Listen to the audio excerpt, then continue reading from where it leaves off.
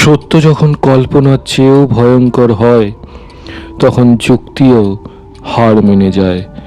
পণ্ডিচেরি লজের সেই নিথর দেহটা একটা শুরু মাত্র ছিল, কিন্তু সেই বন্ধ দরজার অন্ধকারটা এখন আর ঘরের ভেতর আটকে নেই। সেটা এখন ছড়িয়ে পড়েছে লন্ডনের প্রতিটা অলিগলিতে। হোমস আর ওয়াটসন কি আদৌ কোনো মানুষকে খুঁজছেন, নাকি এমন এক অশুভ শক্তির পিছু নিয়েছেন যার কোনো পরিচয় নেই? একটা তীব্র গন্ধ আর কুয়াশার আড়ালে হারিয়ে যাওয়া একটা লঞ্চ অরোরা। টেমস নদীর প্রতিটি বাঁকে যেন কেউ ওত পেতে আছে, কেউ একজন যার ছায়াটা মানুষের মতো নয় আর যার নিঃশ্বাসটা পৈশাচিক। বেকার স্ট্রিটে চড়া হন্যে হয়ে খুঁজছে তাকে, কিন্তু সময় সময় বয়ে যাচ্ছে কালো স্রোতের মতো। চারজনের সেই আদিম শপথ কি আজ কোনো নির্দোষের রক্ত নেবে, নাকি টেমসের ঘোলা জল ঢেকে দেবে সব অপরাধ? হোমস কি পারবেন সেই অদৃশ্য জাল ছিঁড়তে, নাকি এই রহস্যটাই হয়ে উঠবে তার শেষ পরাজয়? রহস্যের গভীরতম অন্ধকারে প্রবেশের সময় হয়েছে। আসছে আর্থার কোনান ডয়েল রচিত দ্য সাইন অফ ফোরের অন্তিম পর্ব। সাথে থাকুন, শুরু করছি।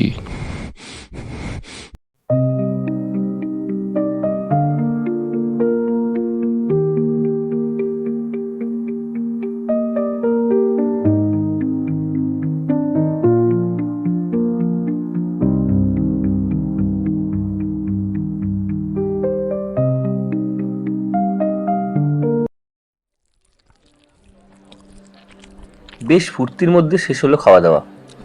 ইচ্ছে করে অনর্গল কথা বলতে পারে শার্লক হোমস। সেদিনও দেখলাম ও সেই ইচ্ছেই রয়েছে। মনে হলো একটা স্নায়বিক উল্লাসের মধ্যে রয়েছে বন্ধুরা। এইরকমভাবে উল্লসিত ওকে এর আগে কখনো দেখিনি। যেন ঝলমল করছে, চলনে বলনে ঝিকিমিকি দুটি ঠিক রচ্ছে। নানা বিষয়ে পরের পর কথা বলে চললো একাই, রকমারি বিষয়, কিন্তু প্রতিটিতে যেন বিশেষভাবে কৃতবিদ্য। বাইবেলের ঘটনা অবলম্বনে মধ্যযুগের অভিনয়, পঞ্চম থেকে ৫৫ শতাব্দীতে নির্মিত মৃন্ময় পাত্র, স্টাডিফেরিয়াস বেহালা, সিংহলের বৌদ্ধ ধর্ম এবং বৌদ্ধ ধর্মের ভবিষ্যতের উপাসনা পদ্ধতি, সবই যেন তার অধীত বিদ্যা। কদিন বিষণ্ণতার অন্ধকারে কেটেছে, আর এখন ফুর্তিতে কলকলিয়ে উঠেছে। দেখা গেল ডিউটির বাইরে আড্ডা আসর মাত করে দেওয়ার ক্ষমতা অ্যাসেলিজেন্স রাখে। খানা খেলো তাড়িয়ে তাড়িয়ে, সম্মানীয় অতিথির মতোই। হাতের কাজ প্রায় শেষ করে এনেছি। এই কল্পনায় ফুর্তি জেগেছিল আমার প্রাণ হোমসের মতোই।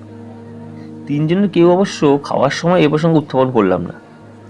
টেবিলের কাপড় পরিষ্কার করার সময় ঘড়ি দেখলো হোমস। 3টে গ্লাসে কানায় কানায় ঢাললো পোর্ট মদ। বলল, ছোট্ট এই অভিযান যেন সফল হয়। চলো এবার বেরিয়ে পড়া যাক। ওয়াটসন, তোমার পিস্তল আছে তো? পুরনো মিলিটারি রিভলভারটা আছে ডেস্কে। বার করে নাও, প্রস্তুত থাকা ভালো। গাড়ি এসে গেছে দেখছি। ঠিক 6:30 বলেছিলাম আসতে। 7টা বেজে কয়েক মিনিটের সময় পৌঁছলাম ওয়েস্টমিনিস্টার জিটিতে। লঞ্চ ভাসছে জলে। আগা পাঁচতলা সুচিতীক্ষ্ণ চোখ বুলিয়ে নিল হোমস। পুলিশ বোট বলে মনে হতে পারে, এমনই কোনো চিহ্ন আছে? আছে, পাশের ওই সবুজ লণ্ঠনটা। তাহলে নামান লণ্ঠন। সঙ্গে সঙ্গে উধাও হলো সবুজ লণ্ঠন। ডেকে উঠতেই দড়ি খুলে দেওয়া হলো জেটি থেকে।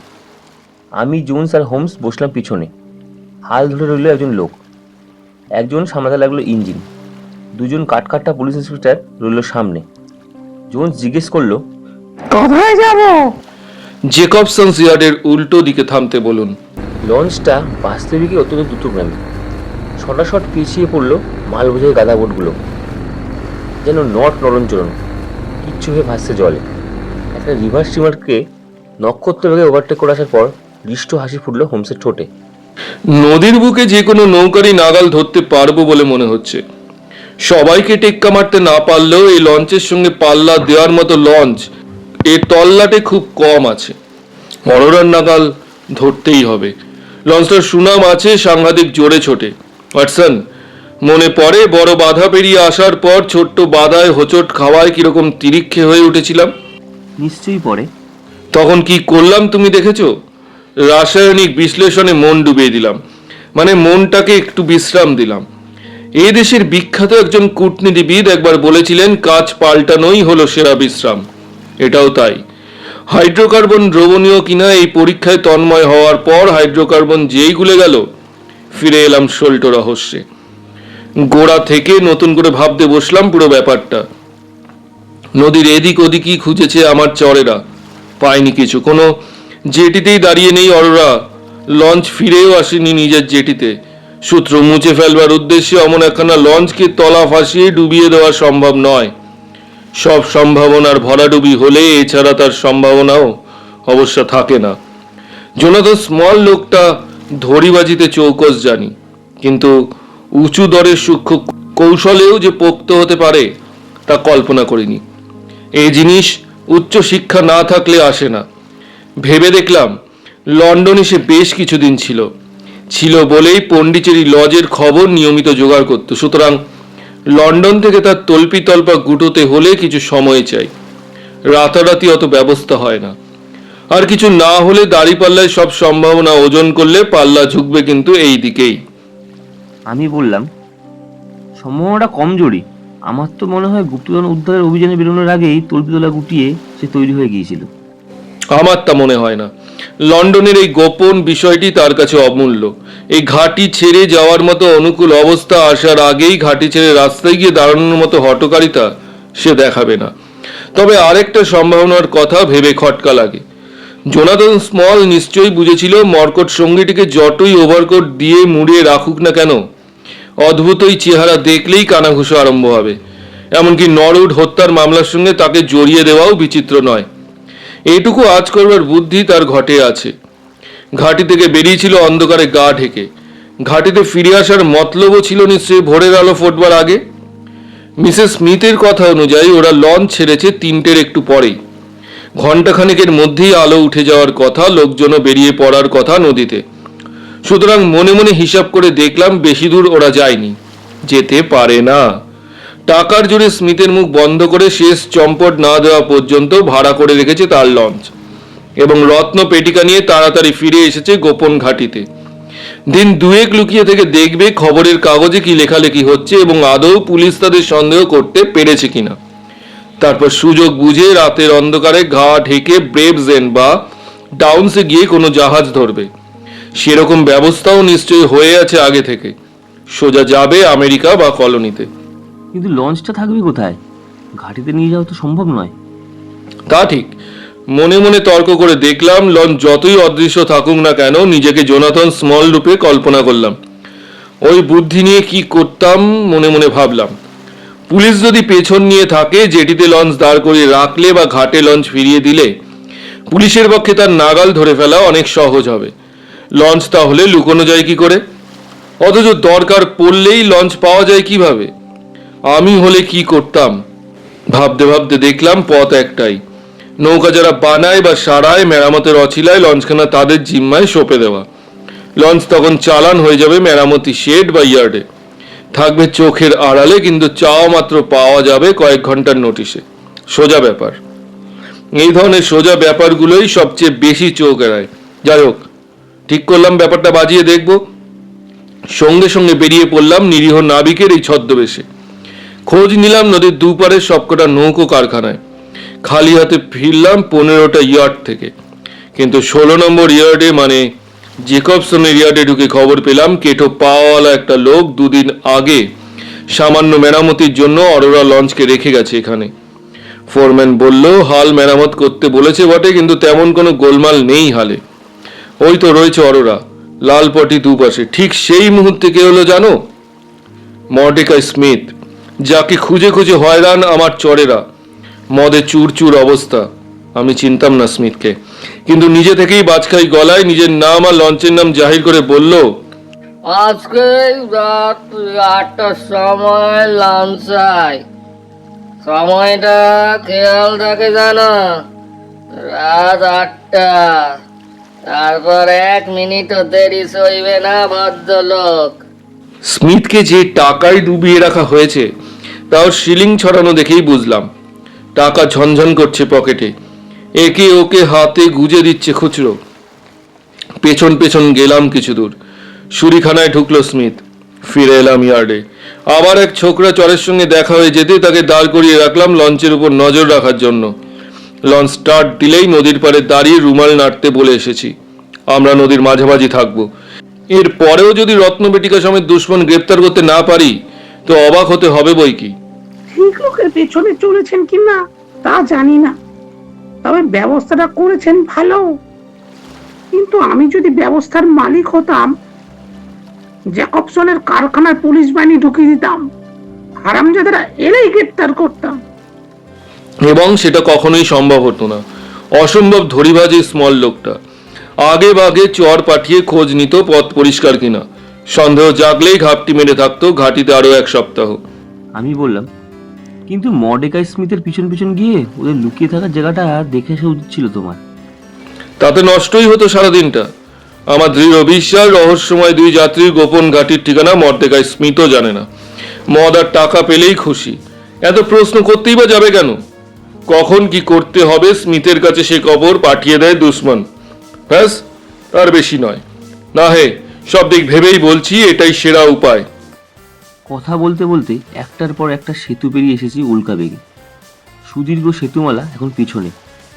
শহর যখন ছাড়িয়ে এলাম, অস্তগামী সূর্যের শেষ রশ্মি এসে পড়লো সেন্ট পলসের চূড়োয়। টাওয়ারে পৌঁছলাম গোধূলি লগ্নে। শাড়ির দিকে অনেকগুলো আকাশমুখো কোচা কোচা মাস্তুল আর দড়ি ধরার দিকে আঙুল তুলে হোমস বলল, আমার ছোকরা পাহারাদার রয়েছে বটে, কিন্তু রুমাল তো নাড়ছে না। এক কাজ করলে হয় না? চলুন না স্রোতের দিকে, আরো কিছু দূর এগিয়ে গিয়ে ঘাপটি মেরে থাকি বেটাদের জন্য, এলেই ধরবো। কোনো কিছু যে হবেই এমনটি ধরে নিয়ে কাজ করা উচিত নয়। স্রোতের দিকেই যে ওরা যাবে তার সম্ভাবনা 15 আনা জানি, কিন্তু তা নাও হতে পারে। এত নিশ্চিন্ত হওয়া ভালো নয়। এখান থেকে ইয়ার্ডে ঢুকবার আর ইয়ার্ড থেকে বেরোবার পথ দেখা যায়, কিন্তু ওরা আমাদের দেখতে পাবে না। রাতটাও পরিষ্কার, আলো যথেষ্ট, কাজেই এখান থেকে যাব না। ওই দেখুন, গ্যাস লাইটের তলায় লোক জড়ো হচ্ছে কাতারে কাতারে। ইয়ার্ডের কাজ শেষ করে বেরোচ্ছে। বদমাইশের দল, যেমন নোংরা চেহারা তেমনই নোংরা ভেতরটা। আমি বাজি ফেলে বলতে পারি ওদের প্রত্যেকের ভেতরে কোথাও না কোথাও একটা নীতিহীন স্ফুলিঙ্গ লুকিয়ে রয়েছে। সম্ভাবনা সুপ্ত রয়েছে, সুযোগ পেলেই মাথাচাড়া দেবে। আশ্চর্য হেয়ালি এই মানুষ জাতটা। আমি বললাম, কে যেন বলছে মানুষ মানে জানোয়ারের মধ্যে লুকোনো একটা আত্মা। হোমস বললে, এই ব্যাপারে সবচেয়ে সাচ্চা কথা বলেছেন উইনউইড রিড। ওর কথায় ব্যষ্টি হিসেবে মানুষ হেয়ালি, কিন্তু সমষ্টি হিসেবে মানুষ একটা গাণিতিক নিশ্চয়তা। অমুক ব্যক্তি কি করতে পারেন তা বলতে পারলেও সমষ্টির হিসেব মানে গড়পড়তা হিসেবে কি হতে পারে তা তুমি সঠিকভাবে অনায়াসে বলতে পারো। পৃথক পৃথকভাবে এক একটি মানুষ আলাদা, কিন্তু শতকরা হিসেবে মানুষ অপরিবর্তনীয়। একটা যুবক, মতামতটা পরিসংখ্যানবিদদের। রুমাল উঠছে মনে হচ্ছে। হ্যাঁ হ্যাঁ, ওই তো সাদা মতো কি একটা পথ করছে অনেক দূরে। সোল্লাসে বললাম, তোমার ছোকরা সেন্ট্রি, স্পষ্ট দেখতে পাচ্ছি। তা আমি দেখতে পাচ্ছি, কিন্তু অরোরাকে উল্কার মতো ছুটছে। ইঞ্জিনের লাগাও ফুল স্পিড, হলদে আলো জ্বলা স্টিম লঞ্চে পেছনে চলো। কি সর্বনাশ, এ যে দেখছি সাংঘাতিক স্পিডে ছুটছে, কলানা দেখায় আমাদের। ইয়ার্ডের ভেতর থেকে বেরোনোর সময় দেখা যায়নি অরোরাকে। 2-3টে নৌকা পাশ কাটিয়ে যখন দৃশ্যমান হয়েছে, ততক্ষণে স্পিড তুলে ফেলেছে অনেকটা।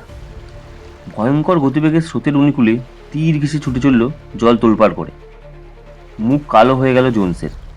মাথা নেড়ে বললে, সাংঘাতিক জোরে ছড়ছে তো, নাগাল ধরতে পারবো বলে তো মনে হয় না। ধরতেই হবে। স্টোকার ঢালো, কয়লা আরো, পুরো দমে ছোটাও লঞ্চ। আগুন ধরে গেলেও পোড়া লঞ্চ নিয়ে পৌঁছানো চাই হলদে আলোর পাশে। স্পিড এর মধ্যে উঠে গিয়েছে। শো শো শব্দে আগুনের গজরানি শোনা যাচ্ছে চুল্লিতে। বিশালাকা ধাতব হৃৎপিণ্ডের মতো ঝনঝন করাত করাত ধরাত ধরাত শব্দে বিপুল বেগে চলছে শক্তিশালী ইঞ্জিন। নদীর প্রশান্ত জল কেটে 2 টুকরো হয়ে যাচ্ছে ধারালো খাড়াই অগ্রভাগের সামনে, এবং চাকার মতো গড়াতে গড়াতে উত্তাল তরঙ্গে ধেয়ে যাচ্ছে ডাইনে বাইরে। জীবন্ত প্রাণীর হৃৎপিণ্ডের মতোই ইঞ্জিনের প্রতিটি হৃদঘাত নাচিয়ে কাঁপিয়ে ছাড়ছে আমাদের। গলইয়ে ঝালানো প্রকাণ্ড হলুদ লণ্ঠনের সুদীর্ঘ আলো থরথরিয়ে কাঁপছে সামনের জলে। ডান দিকে জলের উপর আবছা মতো বস্তুরই অরোরা। পিছনে সফেন জলরাশি দেখে বোঝাই যাচ্ছে কি প্রচণ্ড গতিবেগে ধেয়ে আসছে স্টিম লঞ্চ। সওদাগরি জাহাজ, কাদাবোট, স্টিমার পেরিয়ে এলাম নক্ষত্র বেগে। কখনো পাশ দিয়ে, কখনো ফাঁক দিয়ে, কখনো এঁকে বেঁকে সংঘর্ষ বাঁচিয়ে। অন্ধকারের ভেতর থেকে ভেসে এলো উৎকণ্ঠের বিস্মিত নিনাদ। আমরা কিন্তু থামলাম না, থামল না অরোরাও। ভীম বেগে বজ্রনাদে জল তোলপাড় করে উড়ে চলল আমাদের পিছনে। অরোরার উপর দৃষ্টি নিবন্ধ রেখে জোন্স বললে, একটু এগিয়েছি বলে মনে হচ্ছে। আমি বললাম, হ্যাঁ হ্যাঁ, এগিয়েছে খানিকটা, নাগাল ধরে ফেলবো মিনিট কয়েকের মধ্যেই। ঠিক এই সময় কপাল পুড়ল আমাদের। একটা গাদা বোট 3টে মালবোঝাই বজ্র টেনে নিয়ে এসে গেল আমাদের সামনে, অরোরা বেরিয়ে যাওয়ার ঠিক পরেই। সেলফ গায়ের জোরে হাল ঘুরিয়ে দিয়ে কোনো মতে মুখোমুখি সংঘর্ষ বাঁচানো গেল বটে, কিন্তু গোল হয়ে পাশ কাটিয়ে ওই পাশ ওপাশ বেরিয়ে যাওয়ার পর দেখা গেল 200 গজ এগিয়ে গেছে অরোরা। এখনও স্পষ্ট দেখা যাচ্ছে লঞ্চের চেহারা, তবে একটু একটু করে ঘোর অস্পষ্ট গোধূলি মিশে যাচ্ছে রাতের আধারের কবলে। নক্ষত্র খচিত কালো রাত স্পষ্ট হয়ে উঠেছে মিনিটে মিনিটে। শক্তির শেষ সীমায় পৌঁছেছে বয়লারগুলো। পাতলা পলকা খোল কাঁপছে থরথর করে। প্রচণ্ড গতিবেগে ধেয়ে যাওয়ার পথে ক্যাচ ক্যাচ আর্তনাদ উঠেছে প্রতিটি সন্ধিস্থল থেকে। এত গতিবেগ, এত উন্মোদনা যেন সইতে পারছে না জড়বস্তুটা। পুল পেরিয়ে ওয়েস্ট ইন্ডিজের ডক পাস কাটিয়ে সুদীর্ঘ ডেডফোর্ড রিজ বরাবর নক্ষত্রকে গিয়ে আইল অফ ডগস পার্ক দিয়ে ফের ছুটছি সতীশ অনুকূলে।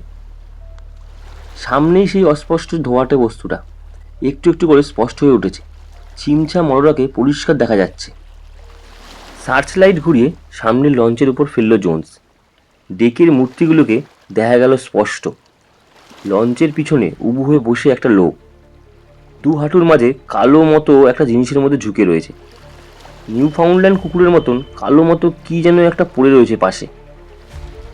হালের চাকা ধরে দাঁড়িয়ে ছেলেটা, চুল্লির গনগনের লাল আভায় দেখা যাচ্ছে বুড়ো স্মিথকে ঊর্ধ্বাঙ্গ নগ্ন, প্রাণের দায়ে বেলচা ভর্তি কয়লা ঠাসছে ফার্নেসে। প্রথম যদিও বা একটু সন্দেহ ছিল আমরা আদেও কিছু পিছু নিয়েছি কিনা, এখন তার নেই। যে পথ দিয়ে অরোরা গিয়েছে ঠিক সেই পথ দিয়েই আমরা এসেছি। প্রতিটি মোড়, কোণ, বাধা ঝড়ের মতো ক্ষিপ্ত বেগে পেরিয়ে এসেছি। সুতরাং সন্দেহ আর নেই। গ্রিনউইচে পেরিয়ে গেলাম 300 গজ, ব্ল্যাকওয়েলে 250। আমার বিচিত্র কর্মজীবনে বহু দেশের বহু প্রাণীকে তাড়া করেছি, কিন্তু টেমস নদীর বুকে দুরন্ত উন্নত এই মনুষ্য মৃগের মতো বন্য রোমাঞ্চ কখনো রক্তে এমন নাচন জাগায়নি। শোনোই শোনোই নাগাল ধরে ফেলেছি। একটু একটু করে কাছে এগিয়ে যাচ্ছি, আবার মিনিটে মিনিটে ব্যবধান কমে আসছে। রাত নিস্তব্ধ, অরোরা যন্ত্রপাতির হাঁপানি আর ঝলসানি আমাদের লঞ্চ থেকে শোনা যাচ্ছে। পিছনের লোকটা এখনো উবু হয়ে বসে আছে, ডেকে হাত দুটো কেবল নাড়ছে, কি যেন করছে দু হাতে, এবং মুহুর্মুহু চোখ তুলে দেখছে দুই লঞ্চের মধ্যেকার ব্যবধানে কতখানি কমেছে। ক্রমশই এগিয়ে আসছি কাছে। গলা ফাটিয়ে চিৎকার করে থামতে বলল জোন্স। দুটো লঞ্চের মধ্যে তখন 4টে লঞ্চের সমান ব্যবধান। দুটো লঞ্চই জল ছুঁয়ে যেন উড়ে যাচ্ছে ভয়ঙ্কর গতিবেগে। নদীপক্ষ এখন পরিষ্কার, একদিকে বার্কিং লেভেল 3, আরেকদিকে বিষণ্ণ প্লাম স্ট্রিট মার্সেস 14। জোন্সের গলাবাজি শুনেই তড়াক করে লাফিয়ে দাঁড়িয়ে উঠল পিছনে উবু হয়ে বসে থাকা লোকটা। মুষ্টিবদ্ধ হাত ছুঁড়ে বিকট ভাঙা গলায় মুন্ডুপাত করতে লাগলো আমাদের। লোকটার চেহারা ভালো, শক্তিমান পুরুষ, কিন্তু দুপা ফাঁক করে দাঁড়ানোর দরুন স্পষ্ট দেখা গেল ডান পায়ের উড়ুতলা থেকে পায়ের বদলে রয়েছে একটা কাঠের ঠেকা। বিকট বিভৎস ক্রুদ্ধ হুঙ্কার শুনেই পাশে পড়ে থাকা জড়বৎ কালো পিণ্ডটা নড়ে উঠল, সিধে হয়ে উঠে দাঁড়ালো।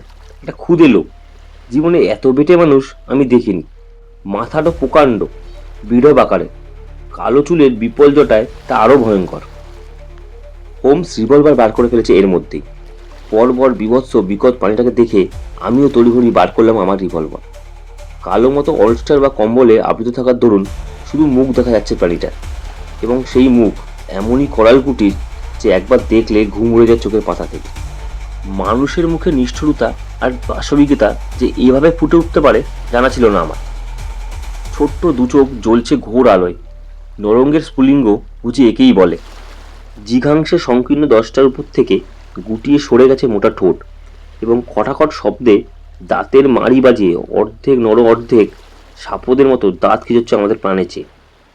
শান্ত গলায় হোমস বললে, ওয়াটসন, ওর হাতের দিকে নজর রাখো, তুললেই গুলি করবে। দুটো লঞ্চের মধ্যে তখন ব্যবধান মাত্র একটা লঞ্চের। শিকার প্রায় ছুঁয়ে ফেলেছি বললেই চলে। পাশাপাশি দাঁড়িয়ে সেই মূর্তি, দুপা ফাঁক করে দাঁড়িয়ে সাদা চামড়ার লোকটা গালাগাল দিয়ে পিন্ডি চটকাচ্ছে আমাদের। পাশে দাঁড়িয়ে নীরবে দাঁত খেঁচাচ্ছে তার নারকীয় বামন সঙ্গী। লন্ঠনের হলুদ আলোয় ঝকঝক করছে তার বড় বড় বিকট দাঁত। কদাকার মুখে ফুটে উঠেছে বর্ণাতীত শয়তানি। এত কাছ থেকে এত স্পষ্টভাবে মূর্তিমান সেই আতঙ্ককে দেখতে পেয়েছিলাম বলেই বেঁচে গেলাম সে যাত্রা। আমাদের চোখের উপরেই কম্বল বা অলস্টারের তলা থেকে ফস করে সে টেনে বার করলো স্কুল রুলের মতো একটা খাটো গোলাকার কাঠের বস্তু এবং চেপে ধরলো পুরো ঠোঁটের উপর। দুটো পথ গতলে উঠলো আমার পিস্তল দুটো। বো করে ঘুরে গিয়ে দুহাত শূন্য নিক্ষেপ করে দম আটকানো কাশির মতো খককে ভয়ঙ্কর প্রাণীটা ঠিকরে গেল নদীবক্ষে। পাশ হয়ে পড়েছিল বলেই মুখখানা দেখতে পেয়েছিলাম পলকের মধ্যে। দেখেছিলাম উড়ন্ত সাদা জলের মাঝে বিকট বিষ মাখানো বুক কাঁপানো নিষ্পলক চাহনি নিবন্ধ রেখেছে সে আমাদের উপর। ঠিক সেই মুহূর্তে এক ঠ্যাঙে লোকটা বাঘের মতো লাফিয়ে গিয়ে পড়ল চাকার উপরে এবং সমস্ত শক্তি দিয়ে চাকা ঘুরিয়ে আচমকা যেন গোদ খেয়ে দক্ষিণ তীরের দিকে সাত করে ঘুরে গেল অরোরা। পিছনের গলিতে আমাদের লক্ষ্য আছে পড়তে পড়তে পাশ কাটিয়ে বায়ু বেগে বেরিয়ে গেল মাত্র কয়েক ফুট তফাৎ দিয়ে। তখনই ঘুরে ফিরে এলাম বটে, কিন্তু অরোরা ততক্ষণে তীরের কাছে পৌঁছে গেছে। খাঁ খাঁ করছে চারদিক। মাঝে মাঝে বদ্ধ জলা, কোথাও দিগন্ত বিস্তৃত কালো জমি, কোথাও পচা শ্যাওলা আর জলজ উদ্ভিদ, ছাওয়া প্যাচপেচে মাঠ। অরোরা নক্ষত্র বেগে ধেয়ে গেল এই কাদার দিকে এবং ধপ করে উঠে পড়ল কাদা ভর্তি তীরের উপর। সামনের গলি ঠেলে উঠল শূন্যে, পিছনের দিকটা ডুবে গেল নদীর জলে। সঙ্গে সঙ্গে লাফ দিল পলাতক, কিন্তু কাঠের পাখানা আমূল ঢুকে গেল কাদামাটির মধ্যে। বৃথা হলো টানা হাঁচড়া, সমস্ত শরীর দুমড়ে মুচড়ে পা খোলার প্রাণান্ত চেষ্টা। এক পাও ফেলতে পারল না সামনে বা পিছনে। নিষ্ফল ক্রোধে ষাঁড়ের মতো চেঁচাতে চেঁচাতে লাফালাফি আর গায়ের জোর দেখা দিকে কাঠের খোঁটা আরো ভালো করে গেঁথে গেল কাদামাটির মধ্যে। লঞ্চ নিয়ে কাছে পৌঁছানোর পর তাকে কাদা থেকে টেনে তোলার জন্য দড়ির ফাঁস ছুড়ে দিতে হলো ঘাড়ের উপর এবং অতি কষ্টে যেন কাদার সমুদ্র থেকে টেনে হিঁচড়ে উদ্ধার করা হলো অতি করাল এই কুটিল মৎস্যকে। মুখ কালো করে লঞ্চে বসেছিল স্মিথ। বাপ বেটা কিন্তু হুকুম শুনে সুরসুর করে উঠে এলো পুলিশ লঞ্চে। অওরাকে টেনে ভাসালাম জলে এবং বেঁধে নিলাম পিছনে। ডেকে পড়েছিল ভারতীয় কারুকার্য শোভিত নিরেট লোহার একটা সিন্দুক, নিঃসন্দেহে সন্টেতে সেই অভিশপ্ত রত্নপেটিকা। চাবি নেই সিন্দুকের গায়ে, কিন্তু বেশ ভারী। ধরাধরি করে বয়ে নিয়ে এলাম আমাদের ছোট্ট কেবিনে। স্রোতের প্রতিকূলে ঘসঘস শব্দে ধোয়া ছেড়ে ফেরবার সময় সার্চ লাইট ঘুরিয়ে দেখলাম চারদিক, কিন্তু পিসাচ মুখের সেই দ্বীপবাসীকে আর দেখতে পেলাম না। টেমস নদীর তলদেশে তিমিরাবৃত আলোয় জুড়োচ্ছে নিশ্চয়ই অর্ধপশু ভিনদেশির কখানি হার। এদেশে আসাটাই তার কাল হয়েছে। লঞ্চের খোলে নাম্বার পাঠানোর দরজায় আঙুল তুলে হোমস বললে, দেখো দেখো, পিস্তল ছুটতেও দেরি করে ফেলেছিলাম। সত্যি তো, যেখানে দাঁড়িয়ে ছিলাম দুই বন্ধু ঠিক সেই জায়গাতেই কাঠের গায়ে বিঁধে রয়েছে কালান্তক সেই বিষ কাটা, যার মরণ মারে নিদর্শন আমরা সচক্ষে দেখেছি। গুলি চড়ার সঙ্গে সঙ্গে আমাদের দুজনের মাঝখান দিয়ে সাত করে উড়ে গিয়ে কাঠে বিঁধেছে বিষের তীর।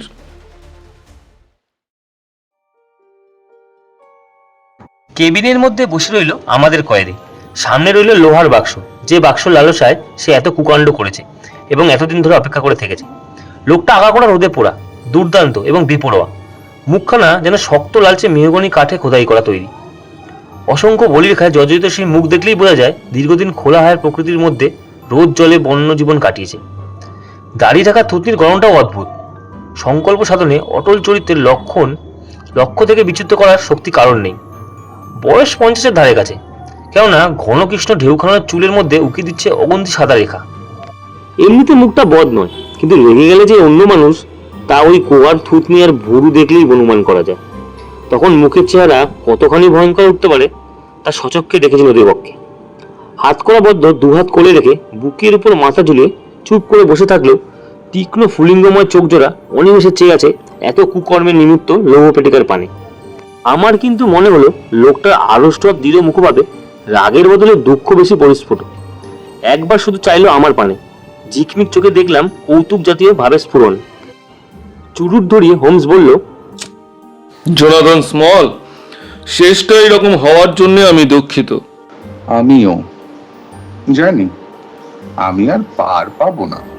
ভগবানের দিব্যি মিস্টার সোন্টোর গায়ে আমি হাত দিইনি, বাইবেল ছুঁয়ে বলতে পারি। ওই বিটলে কুত্তা টোঙ্গা ফস করে ছুঁড়ে বসলো মারাত্মক তীরটা। কিচ্ছু করার ছিল না আমার।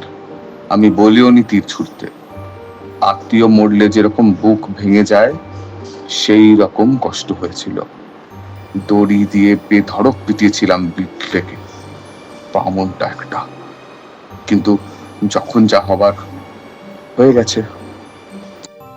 চুরুট নাও স্মল, আমার ফ্লাক্স থেকে এক ঢোক ব্র্যান্ডিও খাও, ভিজে একসা হয়ে গেছে দেখছি।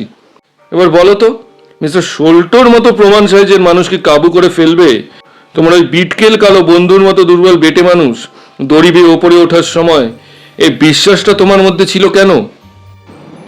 আপনি তো দেখছি অনেক খবরই রাখেন না, এমন ভাবে বলছেন যেন দাঁড়িয়ে দাঁড়িয়ে নিজের চোখে দেখেছেন।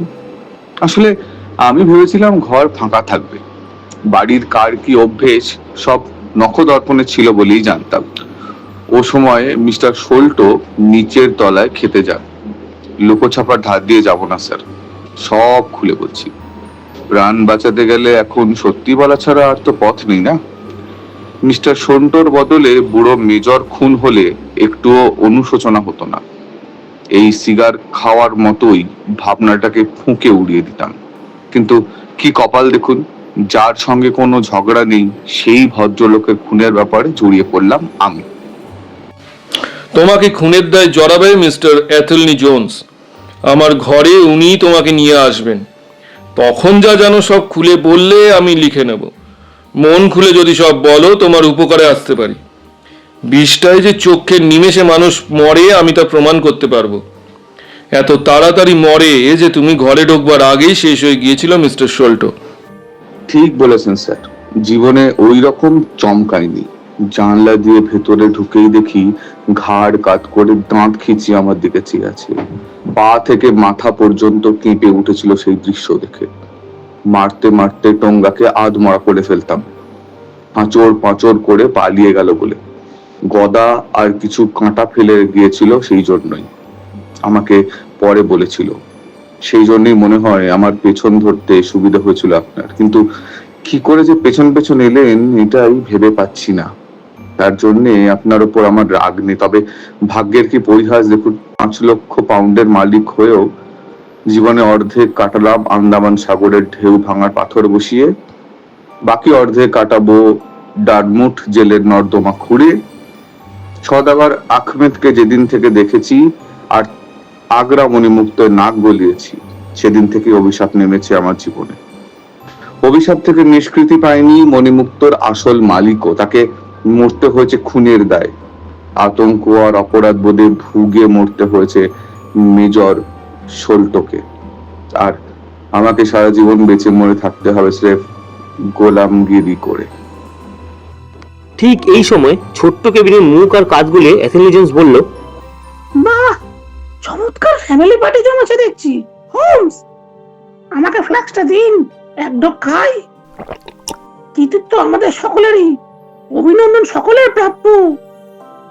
আর একটাকে জ্যান্ত বোধ করতে পারলাম না বলে দুঃখ হচ্ছে বটে, কিন্তু কিছু করার ছিল না। হোমস, কাজটা ভালোই করলেন। আর ওকে টেক্কা মারার ব্যাপারেও আপনার হাত নেহাত কম নয়। কি কষ্টে যে কাদা থেকে টেনে তুলতে হয়েছে তা আমি জানি। সব ভালো যার শেষ ভালো, তবে অরোরা যে এমন দৌড়বাজ তা জানা ছিল না। স্মিথ বলছিল টেমস নদীতে অরোরার চাইতে জোরে যাওয়ার ক্ষমতা কোনো লঞ্চেরই নেই, একা পড়ে গিয়েছিল বলে। ইঞ্জিন সামলানোর জন্য আরেকজন সঙ্গে থাকলে টিকি ধরতে পারতাম না। তবে হ্যাঁ, নরুট কারবারের বিন্দু বিসর্গ ও জানে না। সত্যি কিছু জানে না ও। লঞ্চ ভাড়া করেছিলাম, অত জোরে যাওয়ার ক্ষমতা আর কোন লঞ্চের নেই বলেনি কিছু। তবে টাকা দেদার আরো দিতাম। গ্রেভসেন্ডে এসমারাল্ডে জাহাজে পৌঁছে দিতে পারলেই সোজা পালাতাম ব্রাজিলে। বেশ তো, স্মিথ যদি অন্যায় না করে থাকে তাহলে আমরাও ওকে দেখবো, তার উপর যেন কোনো অন্যায় না হয়। ক্রিমিনালকে আমরা যত তাড়াতাড়ি পাকড়াও করি, সাজাটা তত তাড়াতাড়ি দিই না। জোন্সের কথাবার্তা শুনে বেশ মজা পাচ্ছিলাম। ফল নেই সন্তুষ্ট সে, কিভাবে ফললাভ হয় তা নিয়ে মাথা ব্যথা নেই। এর মধ্যে কৃতিত্ব গায়ে মাখবার চেষ্টা যে হোমসের কানও এড়ায়নি তা ওর চোখ মুখের ফিকে হাসি দেখেই বুঝলাম। জোন্স বললে, ডক্টর ওয়াটসন, রত্নবাস্ক সমেত আপনাকে ভক্সহল ব্রিজে নামিয়ে দেব। বুঝতেই পারছেন বড় দায়িত্ব নিচ্ছি। এই ধরনের নিয়ম বিরুদ্ধ কাজ কর্তারা অনুমোদন করে না। তবে একজন ইন্সপেক্টর অবশ্যই দেব আপনার সঙ্গে। দামি জিনিস নিয়ে যাচ্ছেন, গাড়িতে যাবেন তো নিশ্চয়ই? হ্যাঁ, গাড়িতে যাব। কি মুশকিল হলো দেখুন, চাবি নেই, তালা যে খুলবো। কিন্তু কি আছে সিন্ধুকে, তার ফর্দ করলেই নয়, তালাটা ভাঙতেই হবে দেখছি। ওহে, এর চাবিটা কোথায়? নদীর তলায়। খামোখা ঝামেলাটা না করলেই পারতে। অনেক ঝামেলাই তো পোয়াতে হলো তোমার জন্য। যাই হোক, ডাক্তার হুঁশিয়ারি থাকবেন কিন্তু। বাস্ক নিয়ে বেকারস্ট্রিতে যাবেন, পুলিশ স্টেশনে যাবার পর আমার বেকারস্ট্রিতে বাসা হয়ে যাবেন। বক্স হলে ভারী লোহার বাক্স সমেত আমাকে নামিয়ে দিয়ে গেল ওরা। সঙ্গে রইল সরল অমায়িক এই ইন্সপেক্টর। মিনিট 15 পরে গাড়ি পৌঁছালো মিসেস সিসিল ফরেস্টের বাড়ি।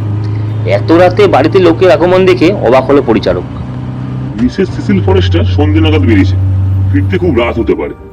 মিস মর্টন অবশ্য বসবার ঘরেই আছেন। অগত্যা বাক্স হতে আমি বসবার ঘরেই গেলাম। অনুগত এই ইন্সপেক্টরকে রেখে গেলাম গাড়ির মধ্যে। জানলার পাশে বসেছিলেন মিস মোস্টন। পরনে স্বচ্ছ সাদা কাপড়ের পোশাক, কাঁধ আর কোমরের কাছে কেবল একটু লালের ছোঁয়া। বাক্স চেয়ারে হেলান দিয়ে বসে থাকায় ঢাকা দেওয়া আলোর নরম আভা খেলা করছে কোমল গম্ভীর মুখে। যেন ধাতব ফুলিঙ্গ চিকমিকিয়ে উঠছে মাথাবর্তী কুণ্ডলি পাকানো উদ্যম কিশোরাশির মধ্যে। একটা সাদা হাত ঝুলছে চেয়ারের পাশে। সমস্ত শরীর ঘিরে অদৃশ্য রেখায় বিচ্ছুরিত হচ্ছে যেন গভীর বিষাদ। বসবার ভঙ্গিমার মধ্যেও প্রকট হয়েছে সুগভীর বিষণ্ণতা। আমার পায়ের আওয়াজ পেয়েই অবশ্য লাফিয়ে উঠলেন চেয়ার ছেড়ে, এবং ফ্যাকাশে গাল লাল হয়ে গেল আনন্দ এবং বিস্ময়ের রোশনাইতে। বললেন, একটা গাড়ি এলো শুনলাম বটে, ভাবলাম তাড়াতাড়ি ফিরে এলেন মিসেস ফরেস্টার। ভাবতেই পারিনি আপনি এসেছেন। বলুন, কি খবর আনলেন? খবরের চাইতেও ভালো জিনিস এনেছি। ভারী লোহার বাক্সটা টেবিলের উপর বসাতে বসাতে খুশি উচ্ছল প্রাণবন্ত গলায় বললাম বটে, কিন্তু ভেতর ভেতর বুক ভেঙে গেল। এই সংসারে যার চাইতে বড় খবর আর হয় না, তাই এনেছি আপনার জন্য। এনেছি কুবেরের ঐশ্বর্য। লোহার বাক্সের দিকে চাইলেন মিস মস্টান, বললেন অত্যন্ত শীতল কণ্ঠে, এই সেই গুপ্তধন? হ্যাঁ, সেই গুপ্তধন, আগলার হিরে মুক্ত। অর্ধেক আপনার, বাকি অর্ধেক সোল্ডিয়ার সোল্ডর। লাখ 2 পাবেন প্রত্যেকেই। বছরে 10,000 পাউন্ড বৃত্তি। ভাবতে পারেন ইংল্যান্ডে আপনার মতন ধনবত এখন কজন আছেন? আঙুলে গুনে তা বলা যায়। বুক 10 হাত হচ্ছে না? অতি অভিনয় করে ফেলেছিলাম নিশ্চয়ই। উচ্ছ্বাসটা যে ফাঁকা এবং অভিনয়টা যে নিষ্প্রাণ, তার লক্ষ্য করেই একটা ভুরু দেখি অদ্ভুতভাবে আমার দিকে চাইলেন মিস মস্ট। বললেন, এই রত্ন আমার হলেও জানবেন ঋণী রইলাম আপনার কাছে। আরে না, বললাম প্রতিবাদের সুরে, আমার কাছে নয়, ঋণী থাকুন আমার বন্ধু শার্লক হোমসের কাছে। দুনিয়ার সমস্ত ইচ্ছে শক্তি জড়ো করলেও রত্ন উদ্ধারের সূত্র আমি বার করতে পারতাম না। ওর মতো প্রতিভাও ঘোল খেয়ে গেছে শেষ মুহূর্তে, হাত ফুসে যাচ্ছিল আর কি। বসুন ডক্টর ওয়াটসন, বলুন বলুন গোড়া থেকে। শেষ সাক্ষাতের পর কি কি ঘটেছে সবিস্তারে বর্ণনা করলাম। বললাম কিভাবে তদন্তকে নতুন ধারা চালনা করেছে হোমস, অরোরাকে আবিষ্কার করলাম কি কৌশলে, অ্যাথনি জোন্স হালে পানি না পেয়ে এলো কিভাবে, এবং রাতের অভিযানে বেরিয়ে টেমস নদীর জলে কি সাংঘাতিক দৌড়ে তবে পাকড়াও করলাম অরোরাকে। দ্বিধা বিভক্ত ঠোঁট আর ঝিকিমিকি চোখ নিয়ে নৈশ অ্যাডভেঞ্চারের ধারা বিবরণী তন্ময় চিত্তে শুনছিলেন মিস মাস্টার। অল্পের জন্য বিষ মাখানো তীরের মরণ চুম্বন থেকে বেঁচে গিয়েছে কিভাবে শুনে সাদা হয়ে গেল মুখ। ভয় হলো অজ্ঞান না হয়ে যান। বিপদ আর নেই, তাছাড়া ভয়ঙ্কর কিছু তো নয়। যাকগে, গা শিরোনো আর কোনো কিছু বলবো না আপনাকে, ভালো ভালো কথা বলা যাক। এই নিন আপনার রত্ন বাক্স। এর চাইতে ভালো কথা আর কি থাকতে পারে বলুন? প্রাণে বেঁচে ফিরে এসেছি শুধু এই বাক্স নিজের হাতে আপনাকে তুলে দেবো বলে। আপনি এই সূর্য সবার আগে দেখলে খুশি হবেন বলে। তা হব। বললেন বটে, কিন্তু খুশির ঝলক ফুটল না কণ্ঠে। আসলে খুশি হবো কথাটা বললেন স্যার সৌজন্যের খাতিরে। প্রাণ যেতে বসেছিল যে জিনিসের জন্য, তা বয়ে নিয়ে আসার পর খুশি না হলে মন আঘাত পাবো বলেই বললেন আমার মন রাখতে। বললেন বাক্সের উপরে ঝুঁকে পড়ে, ভারী সুন্দর বাক্স তো, ভারতীয় কারুকার্য, তাই না? হ্যাঁ, কাশির ধাতুর কাজ। দু হাতে বাক্সটা তোলবার চেষ্টা করে সবই সময় বললেন মিস মস্টান, ভারীও কম নয়, শুধু বাক্সটার দামে কি কম?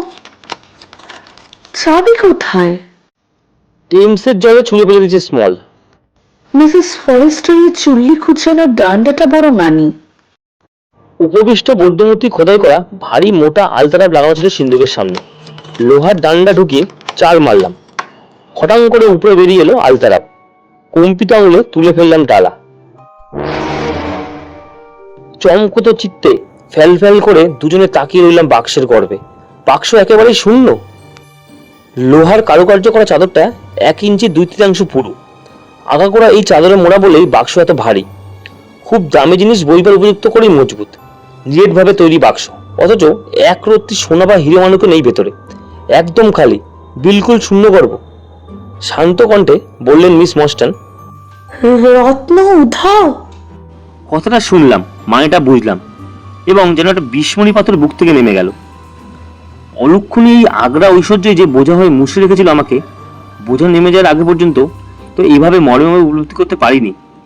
উপলব্ধিটা স্বার্থপরের উপলব্ধি, তা মানছি। অন্যায়, অনুচিত এবং অবিশ্বস্ত, তাও স্বীকার করছি। কিন্তু সেই মুহূর্তে একটা চিন্তায় তুরীয় আনন্দে মেতে উঠেছিলাম। স্বর্ণপ্রাচীর অদৃশ্য হয়েছে দুটি হৃদয়ের মাঝখান থেকে। বাঁচলাম। অন্তরের অন্তঃস্থল থেকে ছিটকে এলো মনের কথা। ও কথা কেন বললেন?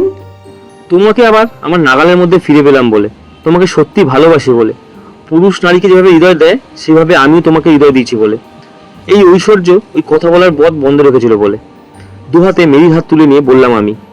মেরিও হাত ছাড়িয়ে নেওয়ার চেষ্টা করলো না। ঐশ্বর্য আর নেই, কথাটা বলতেও আর বাধা নেই। মেরি বাঁচালাম সেই কারণেই বলে দুহাতে ওকে টেনে নিলাম কাছে। ফিসফিস করে বললে, তাহলে আমিও বলি তোমার মতো। আহ, বাঁচলাম। সেই রাতে বিশ্বের কেউ হয়তো খুঁজেছে ঐশ্বর্য, কিন্তু আমি পেয়েছি আরেক ঐশ্বর্য।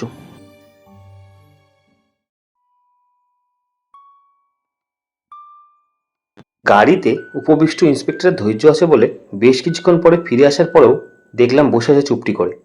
কিন্তু মুখে মেঘ ঘনিয়ে এলো শূন্যগর্ভ বাক্স দেখানোর পর। বলল দমে যাওয়া গলায়, পুরস্কারের 12টা বাজলো। টাকা না পেলে কে দেবে পুরস্কার? পাওয়া গেলে আমি আর স্যাম ব্রাউন দুজনেই পেতাম এক একটা 10 পাউন্ডের নোট। আমি বললাম, তাতে কি, মিস্টার থোডিয়াস সোল্টো বড়লোক মানুষ, রত্ন পাওয়া না গেলেও আপনাদের পুরস্কার দেবেন। বলা সত্ত্বেও ঘুষল না ইন্সপেক্টরের নৈরাশ্য। বলল মাথা নাড়তে নাড়তে, কাজটা কিন্তু ভালো হলো না। মিস্টার অ্যাথেলনি জোন্স ঠিক এই কথাই বলবেন। অক্ষরে অক্ষরে সত্যি হলো সেই ভবিষ্যৎবাণী। বেকার স্ট্রিটে ফিরে গিয়ে খালি বাক্স দেখানোর পর হাঁ করে শূন্য দৃষ্টি মেরে তাকিয়ে রইল ডিটেকটিভ জোন্স। কয়েদি আর হোমসকে নিয়ে সবে পৌঁছেছিল জোন্স। প্ল্যানটা একটু পাল্টে নিয়েছিল। পুলিশ ফাঁড়ি হয়ে এসেছিল বেকার স্ট্রিটে। স্বভাবসিদ্ধ নির্বিকারভাবে আম চেহারা বসেছিল হোমস। উল্টো দিকে ডান পায়ের উপর কাঠের পাখানা তুলে বসেছিল স্মল। খালি বাক্সটা দেখাতেই চেয়ারের হেলান দিয়ে হেসে হো হো করে উঠল। রেগে গিয়ে বলল অ্যাথেলনি জোন্স, এই কীর্তি তাহলে তোমার, বলো স্মল? হ্যাঁ, আমার কীর্তি। এমন জায়গায় রেখেছি রত্ন ভান্ডার যেখানে আপনাদের হাত পৌঁছাবে না। এই রত্ন ভান্ডার আমার। আমি যদি তা না পাই, ভোগ করতে দেব না কাউকেই।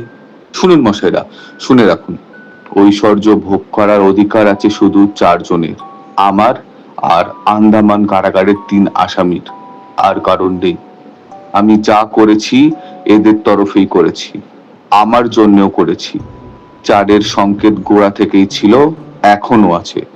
আমি জানি আমি যা করেছি ওরাও ঠিক তাই করত।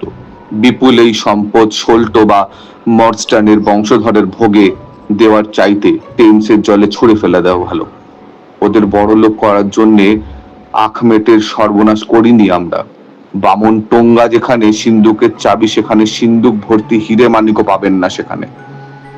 যেই দেখেছি নির্ঘাত আমাকে ধরে ফেলবেন আপনারা, তখন থেকে হিরে মানিক লুকিয়ে ফেলেছি নিরাপদ জায়গায়। কপাল মন্দ, আপনাদের এই যাত্রায় খালি হাতেই ফিরুন। স্মল, তুমি আমাদের ঠকাচ্ছ। হিরে মানিক টেমসের জলে ফেলবার মতলব থাকলে পুরো সিন্ধুকটা জলে ফেলে দিতে, অনেক সহজে কাজটা সারা যেত।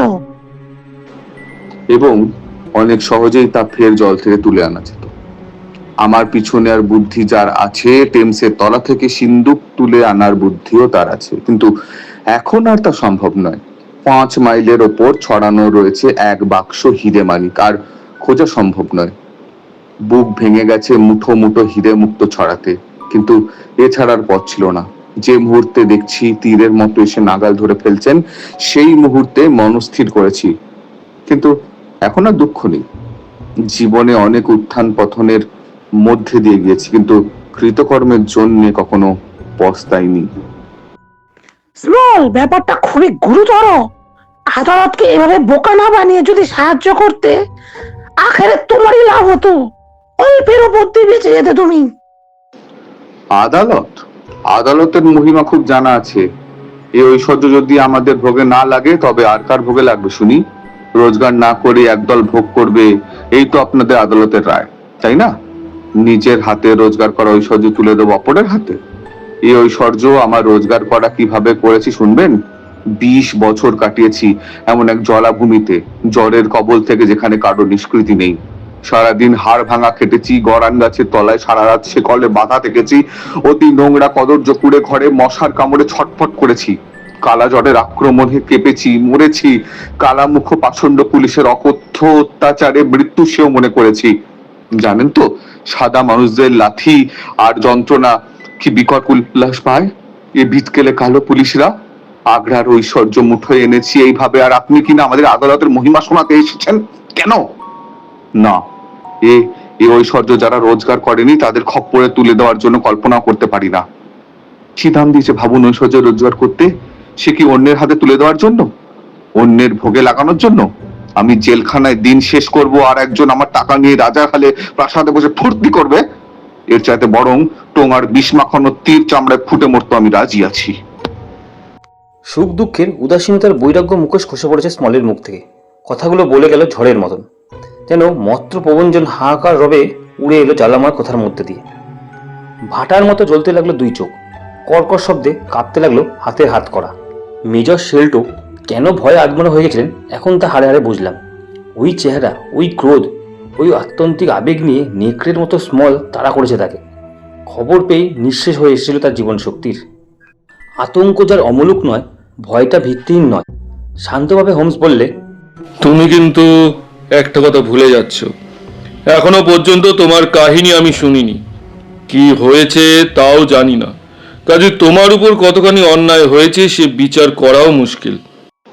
আপনার কথাগুলো স্যার বেশ পরিষ্কার, ব্যবহারটা ভালো, তবে আমার হাতে এই লোহার বালার জন্যই আপনি দায়ী। ধন্যবাদ সেজন্য। কোনো রাগ নেই, জানবেন যা হয়েছে ভালোর জন্যই হয়েছে। আমার কাহিনী শোনার ইচ্ছে হয়ে থাকলে গোপন করব না। যা বলবো তার প্রতিটা কথা জানবেন নির্ভেজাল সত্য। ঈশ্বরের নামে দিব্যি গিলে বলছি, ধন্যবাদ। গেলাসটা পাশে রাখুন, গলা শুকিয়ে গেলে ভিজিয়ে নেবক্ষণ। আমি উস্টারশায়ারের মানুষ, জন্মেছি পারসোরে। ওদিকে গেলে অনেক স্মল পরিবার দেখতে পাবেন। মাঝে মাঝে ঘুরে আসার কথা ভেবেছি বটে, কিন্তু মন থেকে সাড়া পাইনি। বাড়ির লোকের কাছে আমি ছিলাম অপদার্থ, তাই আমার শ্রীমুখ দেখেও কেউ খুশি হবে না। ওরা ধার্মিক, সদাচারী, নিয়মিত গির্জায় যায়, চাষবাস করে, অঞ্চলে সবার শ্রদ্ধার পাত্র, এক নামই চেনে সবাই। আমি কিন্তু ছন্ন ছাড়া একটা উচ্ছন্ন টাইপের ছিলাম গোড়া থেকে। 18 বছর বয়সে নিষ্কৃতি দিলাম আত্মীয়দের একটা মেয়ে ঘটিত ব্যাপারে জড়িয়ে পড়েছিলাম। দেশ ছেড়ে পালাতে হলো শেষ পর্যন্ত। থার্ড বাব সৈন্যবাহিনীতে নাম লিখিয়ে পালিয়ে গেলাম ভারতবর্ষে। তবে আমার অদৃষ্ট লিখন অনুসারে সৈন্যবাহিনীতে বেশি দিন থাকার কথা নয়। হাঁটু না বেঁকিয়ে গজ স্টেপ কুচকাওয়া শেখবার পর সবে বন্দুকটা চালানো রপ্ত করেছি। এমন সময় বোকার মতো সাঁতার কাটতে গিয়েছিলাম গঙ্গায়। কপাল ভালো, তাই আমার সঙ্গে জলে নেমেছিলেন সার্জেন্ট জন হোল্ডার বাহিনীতে। ওরকম দক্ষ সাঁতারু আর একজনও ছিল না। মাঝগঙ্গা যেতেই আমাকে তাড়া করলো একটা কুমির। কচাত করে কামড় দিল, গেল আমার ডান পাখানা, যেন হাঁটুর উপর থেকে পা কেটে বাদ দিল হাসপাতালে সার্জেন্ট। রক্ত পড়ার জন্য বটে আর যন্ত্রণার জন্য বটে অজ্ঞান হয়ে গিয়েছিলাম আমি। জন হোল্ডার আমাকে তীরে টেনে না এলে ডুবে মরতাম নির্ঘাত। হাসপাতালে 5 মাস থাকার পর কাঠের পা নিয়ে ল্যাংচাতে ল্যাংচাতে বেরিয়ে এসে দেখলাম পঙ্গু হওয়ার দরুন সৈন্যবাহিনী থেকে আমার নাম কাটা গিয়েছে এবং খেটে খাওয়ার মতো কোনো কাজ নেই। বুঝতেই পারছেন মিস্টার মন্দভাগ্য নিয়ে দিনগুলো কেমন ভাবে কাটিয়েছি। 20 বছর বয়স নয়, অথচ পঙ্গু। ঈশ্বর যা করেন ভালোর জন্যই। অবশ্য দুর্ভাগ্যটা আসলে ছদ্মরূপী সৌভাগ্য বোঝা গেল দুদিনেই। নীলের চাষ করেছিলেন অ্যাবেল হোয়াইট নামে এক ইংরেজ। একজন কুলির সর্দার দরকার ছিল তার, লোকজনদের কাজকর্ম তদারক করার জন্য। অ্যাবেল হোয়াইটের বন্ধু ছিলেন আমার কর্নেল। দুর্ঘটনার পর থেকেই আমার উপর একটু দুর্বলতা ছিল কর্নেলের। কথা না বাড়িয়ে বলি, কর্নেলের জোরালো সুপারিশ পেয়ে গেলাম একেবারে চাকরিটা। পা না থাকলেও কাজটা কঠিন নয়, কেননা তদারকি করতে হবে ঘোড়ায় চেপে, এবং যেটুকু হাঁটু ছিল তা দিয়ে জিন চেপে ধরতে পারতাম। ক্ষেতের মধ্যে দিয়ে ঘোড়ায় চড়ে যাওয়া, কুলিদের কাজ দেখা, আর ককিবাজির খবর মালিককে এনে দেওয়া, এই তো কাজ। মাইনেটাও ভালো, কোয়াটার চমৎকার। সেই জীবনটা নীলকুঠিতেই কাটিয়ে দেওয়া ঠিক করলাম। মিস্টার অ্যাবেল হোয়াইট মানুষ খুব ভালো, প্রায় আসতেন আমার দিন কুটিরে, তামাক পাইপ টানতেন একসঙ্গে বসে। স্বদেশে সাদা মানুষেরা কেউ কাউকে দেখতে পারে না, বাইরে গেলে কিন্তু প্রত্যেকের জন্য প্রত্যেকের প্রাণ কাঁদে। এমন সুদিন কিন্তু বেশি দিন টিকলো না। আচমকা বিন্দু মাত্র জানান না দিয়ে শুরু হয়ে গেল সিপাহী বিদ্রোহ। সারে অথবা কেন্টের মতোই যে দেশ শান্ত নিস্তরঙ্গ ছিল, আচমকা সেই দেশে তাণ্ডব নাচ আরম্ভ করলো 2 লক্ষ কালো পিশাচ। নিমেষে সাক্ষাৎ নরকে পরিণত হলো ভারতবর্ষ। সবই জানেন আপনারা, আমার চাইতে বেশি খবর রাখেন, কেননা পড়াশোনার ধাত আমার একবারই ছিল না। আমি যা দেখেছি শুধু তাই বলতে পারি। উত্তম পশ্চিম প্রদেশের সীমান্তে মথুরা বলে একটা জায়গায় ছিল আমাদের নীলের চাষ। রাতের পর রাত দেখেছি আকাশ লাল হয়ে জ্বলন্ত বাংলোর আভায়, আর দিনের পর দিন ছোট ছোট দলে ইউরোপীয়রা বউ ছেলে মেয়ে নিয়ে আমাদের ক্ষেত মারিয়ে গেছে আগ্রার দিকে। সবচেয়ে কাছে সেনাবাহিনী মোতায়েন ছিল সেখানে। মিস্টার অ্যাবেল হোয়াইট ছিলেন বড় জেদি পুরুষ। ওর ধারণা ছিল গোলমালটা হঠাৎ যেমন শুরু হয়েছে তেমনি হঠাৎ থিতিয়েও যেতে পারে। আসলে যা হচ্ছে গুজব রটাচ্ছে, তার চেয়ে বেশি। রং চড়ানো গল্পে কান্না দিয়ে বারান্দায় বসে হুইস্কি আর চুরুট খেতেন। চারদিকে তখন শুধু আগুন আর আগুন। বাধ্য হয়ে আমি তো রইলাম, স্ত্রীকে নিয়ে। ডসনও থেকে গেল। ডসন খাতাপত্র লিখতো, অফিস দেখতো, ঝকঝকে পরিষ্কার। একদিনেই কিন্তু ঘনিয়ে এলো বিপদ। সর্বনাশ হয়ে গেল একদিনেই। দূরের ক্ষেত থেকে ঘোড়ায় চেপে ফিরছি, সন্ধে এসেছে। কদম চালে যেতে যেতে একটা খাড়াই নালায় তলায় তালগোল পাকানো কি একটা পড়ে থাকতে দেখলাম।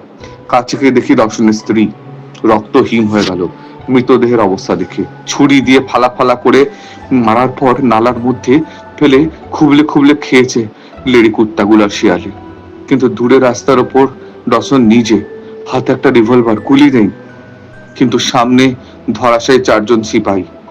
ঘোড়ায় রাজ ধরে ভাবছি কোন দিক যাবো, এমন সময় দেখলাম দূরে কালো ঘন ধোয়া কুণ্ডলি পাকিয়ে উঠেছে অ্যাবেল হোয়াইটের বাংলো থেকে। লকলকে আগুনের শিখাও বেরিয়ে আসছে ছাদ করে। এই অবস্থায় অন্নদাতাকে বাঁচাতে যাওয়া মূর্খতা, কিন্তু কিন্তু কিছুই করতে পারবো না, উল্টে আমার প্রাণ যাবে। লাল কুর্তা পরে শয়ে শয়ে কালো পিশাচ তাথই তাথই নাচছে আর গলা ফাটিয়ে চিল্লাচ্ছে জ্বলন্ত বাড়ি ঘিরে। আমার দিকে চোখ পড়লো জানা কয়েকের। সঙ্গে সঙ্গে সন করে কয়েকটা বন্দুকের গুলি বেরিয়ে গেল পাশ ছিঁড়ে। ঘোড়ার মুখ ঘুরিয়ে ধান ক্ষেতের উপর দিয়ে লম্বা দিলাম আগ্রার দিকে। মাঝরাতে পৌঁছালাম সেখানকার পাঁচিল ঘেরা নিরাপদ আশ্রয়ে।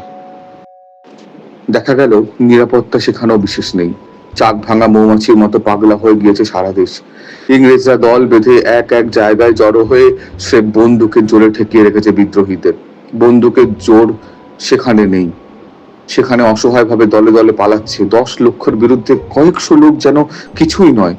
বাঁধ ভাঙা বন্যার মতো এই উন্মত্ত সিপাহীদের সামনে মুষ্টিময় ইংরেজও কিছু নয়। সবচেয়ে সর্বনাশ হয়েছে আমাদের ট্রেনিং নিয়ে। আমাদেরই বিরুদ্ধে অস্ত্র ধরতে সিপাহীরা, যাদের আমরা লড়তে শিখিয়েছি, বন্দুক ধরতে শিখিয়েছি, কামান ছুটতে শিখিয়েছি, বিউগাল বাজাতে শিখিয়েছি, তারাই এখন আমাদের ঘোড়া হাতিয়ার রণকৌশল নিয়ে কাতারে কাতারে ঝাঁপিয়ে পড়েছে আমাদের উপরে। আগ্রায় মোতায়েন ছিল 3rd বেঙ্গল ফিউজিলিয়ার, হালকা বন্দুকধারী সৈন্যবাহিনী। কিছু শিখ, 2 দল অশ্বারোহী সৈন্য আর 1 দল গোলন্দাজ। কেরানি আর ব্যবসাদারদের নিয়ে একটা স্বেচ্ছাসেবক বাহিনী তৈরি করেছিল কাঠের পানি। আমি তাতে যোগ দিলাম। জুলাইয়ের গোড়ার দিকে শাহগঞ্জে খুব একচোট লড়লাম বটে বিদ্রোহীদের সঙ্গে, কিন্তু বারুদ ফুলিয়ে যাওয়ায় পালিয়ে আসতে হলো শহরের মধ্যে। চারিদিক থেকে তখন খারাপ খবর আসছে একটাই, ম্যাপ দেখলে বুঝবেন আমরা ছিলাম ঠিক মাঝখানে। 100 মাইল পূর্বে লখনৌ, দক্ষিণে প্রায় ওই রকমই দূরত্বে কানপুর। চারিদিকে কেবল অত্যাচার, হত্যা আর উৎপীড়ন। আগ্রা শহরটা আয়তনে বিরাট, 36 জাতের নিবাস। গোড়া ধর্মান্ধ শয়তান মৌলবাদীতে ঠাসা সরু সরু গলি ঘুজির মধ্যে প্রায় হারিয়ে গেল বললেই চলে আমাদের মুষ্টিমেয় লোকজন। যাই হোক, নদী পেরিয়ে এসে ঘাঁটি গড়লাম আগ্রার পুরনো কেল্লায়। প্রাচীন এই কেল্লা সম্বন্ধে আপনারা কেউ কিছু পড়েছেন কি শুনেছেন কিনা আমি জানি না। বড় অদ্ভুত জায়গা, জীবনে এরকম অদ্ভুত দুর্গ আমি দেখিনি। আমি নিজেও ছিলাম একটা আশ্চর্য জায়গায়। প্রথমত কেল্লাটা আকারে পেল্লায়, কয়েক একর জায়গা নিয়ে জুড়ে এই কেল্লাটা। আধুনিক অংশে শহর রক্ষার বাহিনী, মেয়েদের বাচ্চাদের খাবার দাবারের ভাড়ার এবং সবকিছু জায়গা করে দেওয়ার পরেও রাশি রাশি ঘর খালি হয়ে পড়ে রয়েছে তখনও। তা সত্ত্বেও পুরনো পরিত্যক্ত অংশের তুলনায় আধুনিক অংশ কিছুই নয়। সেখানে কেউ যায় না। বিছে, কেঁচো, মাকড়সা জাতীয় বহুপ্রদী প্রাণী ছাড়া কেউ থাকে না। সেখানকার বড় বড় হলঘর, টানা লম্বা অলিন্দের গোলক ধাঁধায় পরিত্যক্ত নাচঘর আর ধুধু শূন্য গলিপথে পথ হারিয়ে ফেলে নতুন মানুষরা। শুধু এই কারণে পরিত্যক্ত সেই মহলে যাওয়া নিষেধ সকলেরই। তা সত্ত্বেও নতুন দল এলে উকি ঝুঁকি মেরে মিটিয়ে আসে কৌতূহল। দুর্গের একদিকে নদী থাকার ফলে সেদিক সুরক্ষিত, কিন্তু অন্যদিকে বিস্তর দরজা জানলায় কড়া পাহারা বসানো দরকার। এরকম অগুন্তি প্রবেশ পথ রয়েছে পেছনের পরিত্যক্ত মহলেও। আমাদের লোকবল খুব কম, কোনো মতে কেল্লার কোণ আগলানো আর বন্দুক চালানো যায়। কাজেই অগুন্তি দরজার প্রতিটিতে কড়া পাহারা বসানো সম্ভব ছিল না। তাই কেল্লার মাঝে একটা কেন্দ্রীয় প্রহরী ভবন করে প্রত্যেকটা গেটে একজন সাদা চামড়ার অধীনে জনা 2-3 কালা আদমি মোতায়েন রাখার ব্যবস্থা হলো। দক্ষিণ পশ্চিম দিকের একটা নিরালা দরজার ভার পড়েছিল আমার ওপর। এক নির্দিষ্ট রাত প্রহর থেকে 2জন শিখ সৈন্য ছিল আমার অধীনে। আমার ওপর হুকুম ছিল গোলমাল দেখলে যেন বন্দুক ছুরি, আওয়াজ শুনলে কেন্দ্রীয় প্রহরী ভবন থেকে দৌড়ে আসবে লোকজন।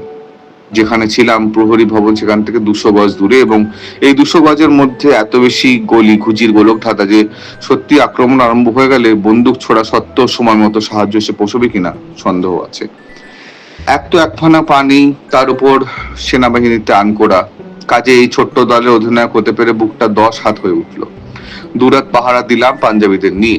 দুজনেই তালটানা, ভীষণ দর্শন। চিলিডিয়ানওয়ালা এককালে অস্ত্র ধরেছিল আমাদের বিরুদ্ধে, দারুণ লড়লেন। নাম মোহাম্মদ সিং আর আব্দুল্লাহ খান। ইংরেজি ভালোই বলতো, কিন্তু আমার সঙ্গে বিশেষ কথা হতো না। আলাদা দাঁড়িয়ে অদ্ভুত গুরুমুখী ভাষায় বকর বকর করতো সারা রাত। আমি দাঁড়াতাম গেটের বাইরে, নজর রাখতাম চওড়া একা বেঁকা নদী আর আলো চিকমিকে মিরাট শহরের ওপর। নদীর ওপর থেকে ভেসে আসতো ঢাকের বাদ্যি, টমটম ড্রাম পেটার খটখটাখট আওয়াজ, বিদ্রোহীদের হুঙ্কার আর উল্লাস। আপিংয়ের নেশায় জড়ানো কণ্ঠে চেঁচামেচি, আর মাঝে মাঝে বন্দুক নির্ঘোষ বিপজ্জনক প্রতিবেশীরা যে সজাগ এবং সক্রিয় সারা রাত বোঝা যেত ওই চিৎকার আর আওয়াজের মধ্যে। 2 ঘন্টা অন্তর রাতের অফিসার টহল দিয়ে দেখে যেত সবাই ঠিক আছে কিনা, কোনো পোস্ট বাদ দিয়েছে কিনা।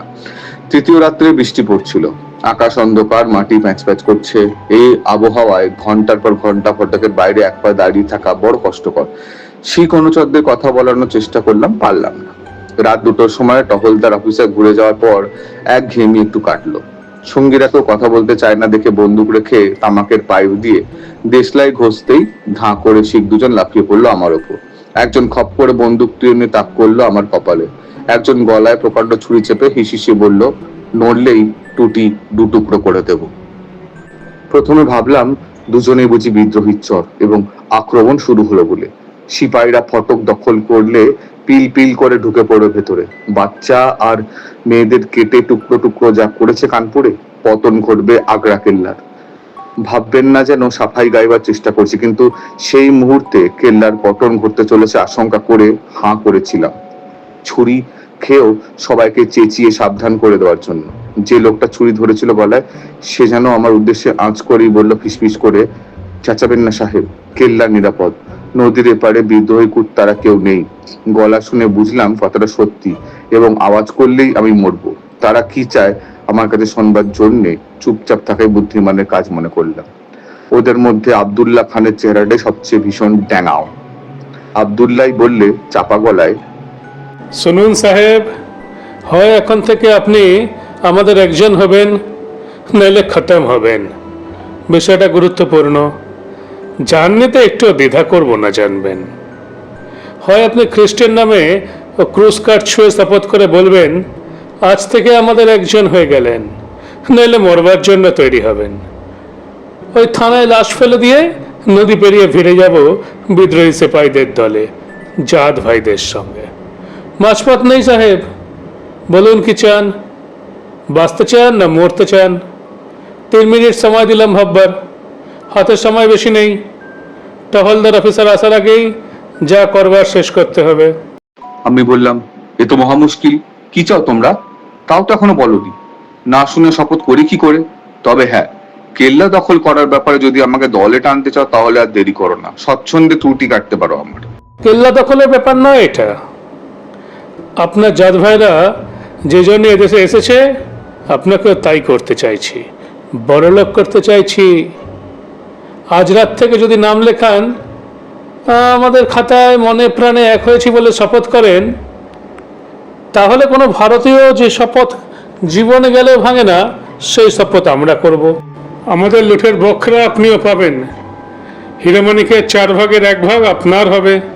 এর চাইতে ভালো শর্ত আর কি হতে পারে বলুন? আমি বললাম, কিন্তু কোন হিরেমানিকে কথা বলছো তাই তো বুঝলাম না। তোমাদের মতো আমারও খুব ইচ্ছা রাজা বাদশা হওয়ার, কিন্তু হওয়া যায় কি করে সেটা আগে বলো। আব্দুল্লাহ বললে, তাহলে শপথ করুন বাবার নামে, মায়ের নামে, ধর্মের নামে, যে এখন বা ভবিষ্যতে কোনো অবস্থাতেই আমাদের গায়ে হাত তুলবেন না, আমাদের বিরুদ্ধে কথা বলবেন না। আমি বললাম, শপথ করছি শুধু একটা শর্তে, কেল্লার নিরাপত্তা বিঘ্নিত হলে চলবে না। তাহলে আমি আমার দোস্ত দুজনেই শপথ করছি, লুঠের বখরা আপনিও পাবেন এবং সমানভাবে ভাগ বটোয়ারা হবে 4 জনের মধ্যে। কিন্তু আমরা তো মোটে 3 জন, বললাম আমি। না না দোস্ত, আকবরও পাবে বখরা। ওরা আসছে, এদিকেই আসছে। সে ফাঁকে গল্পটা বলি শুনুন। মোহাম্মদ সিং, তুমি গেটে দাঁড়াও, এলেই খবর দেবে। সাহেব, এই কাহিনী আপনাকে বলছি শুধু আপনি শপথ করেছেন বলে। ফিরেঙ্গিরা শপথ রাখে, আপনাকে তো বিশ্বাস করা যায়। উত্তরপ্রদেশের একজন রাজা আছে, ভূমিসত্ত্ব কম থাকলেও ঐশ্বর্য তার প্রচুর। পৈতৃক সূত্রে অনেক টাকা তো পেয়েছেই, নিজেও জমিয়েছে তিল তিল করে। লোক খুব খারাপ, ভোগ করতে জানে না, কেবল জমাতেই জানে। সোনা জমানোর বাতিক প্রচণ্ড। গোলমালের শুরুতে সাপের মুখেও চুমু খেয়েছে, ব্যাঙের মুখেও চুমু খেয়েছে। একদিকে সেপাই আর একদিকে কোম্পানি রাজাদের ভজনা করেছে। দুদিনেই অবশ্য বুঝেছে দিন ফুরিয়েছে সাদা মানুষদের। দেশের নানা দিক থেকে কেবল খবর আসছে ইংরেজদের পতন ঘটছে, দলে দলে ইংরেজরা মৃত্যুবরণ করছে। তবে লোক অত্যন্ত ধরিবাজ বলেই একটা অপূর্ব প্ল্যান এঁটেছে রাজা। অবস্থা যাই দাঁড়াক না কেন, ঐশ্বর্যের অর্ধেক যেন থেকে যায় তার কাছে। সোনা রূপার যা কিছু আছে থাক প্রাসাদের তোষকখানায়, কিন্তু দামি দামি রত্ন আর বাছাই করা মুক্ত একটা লোহার বাক্সের মধ্যে দিয়ে একজন বিশ্বাসী অনুচর সওদাগরের ছদ্মবেশে আগ্রার কেল্লায় নিয়ে গিয়ে লুকিয়ে রাখুক, শান্তি ফিরে না আসা পর্যন্ত। বিদ্রোহীরা জিতলে সোনাদানা থেকে যাবে, কোম্পানির জিতলে হিরে জহরত ফিরে পাওয়া যাবে। জমানো ঐশ্বর্য এভাবে দুভাগ করে দিয়ে রাজা সাহেব সিপাহীদের হয়ে খুব লড়ছে, কেননা তার রাজ্যের সিপাহীদের দাপট বেশি। সাহেব নুন খেয়ে যারা নেমখারামি করেনি, এর ফলে রাজার ওই সম্পত্তিতে কিন্তু তাদেরই অধিকার জন্মাচ্ছে। ছদ্মবেশী সওদাগর আহমেদ নাম নিয়ে আগ্রা শহরে পৌঁছে গেছে, এখন কেল্লায় ঢুকবার ফিকিরে আছে। আমার এক পালিত ভাই পথসঙ্গী হিসেবে আহমেদের সঙ্গে রয়েছে। এর নাম দোস্ত আকবর সিন্ধুকের গুপ্ত কথা শুধু সেই জানে। আজ রাতে আহমদকে কেল্লার খিড়কি দরজা দিয়ে ভেতরে ঢুকিয়ে দেখবে, কথা দিয়েছে দোস্ত আকবর এবং তারা আসছে এই রাজার দিকেই। এক্ষুনি এসে পড়বে, এসে দেখবে পথ চেয়ে দাঁড়িয়ে আমি আর মোহাম্মদ সিং। এত ফাঁকা জায়গায় কেউ জানতেও পারবে না কে এলো। আহমদের খবর দুনিয়ার কেউ পাবে না, কিন্তু রাজার বিপুল ঐশ্বর্য 4 ভাগ হয়ে যাবে আমাদের মধ্যে। কিরকম লাগলো বলুন সাহেব?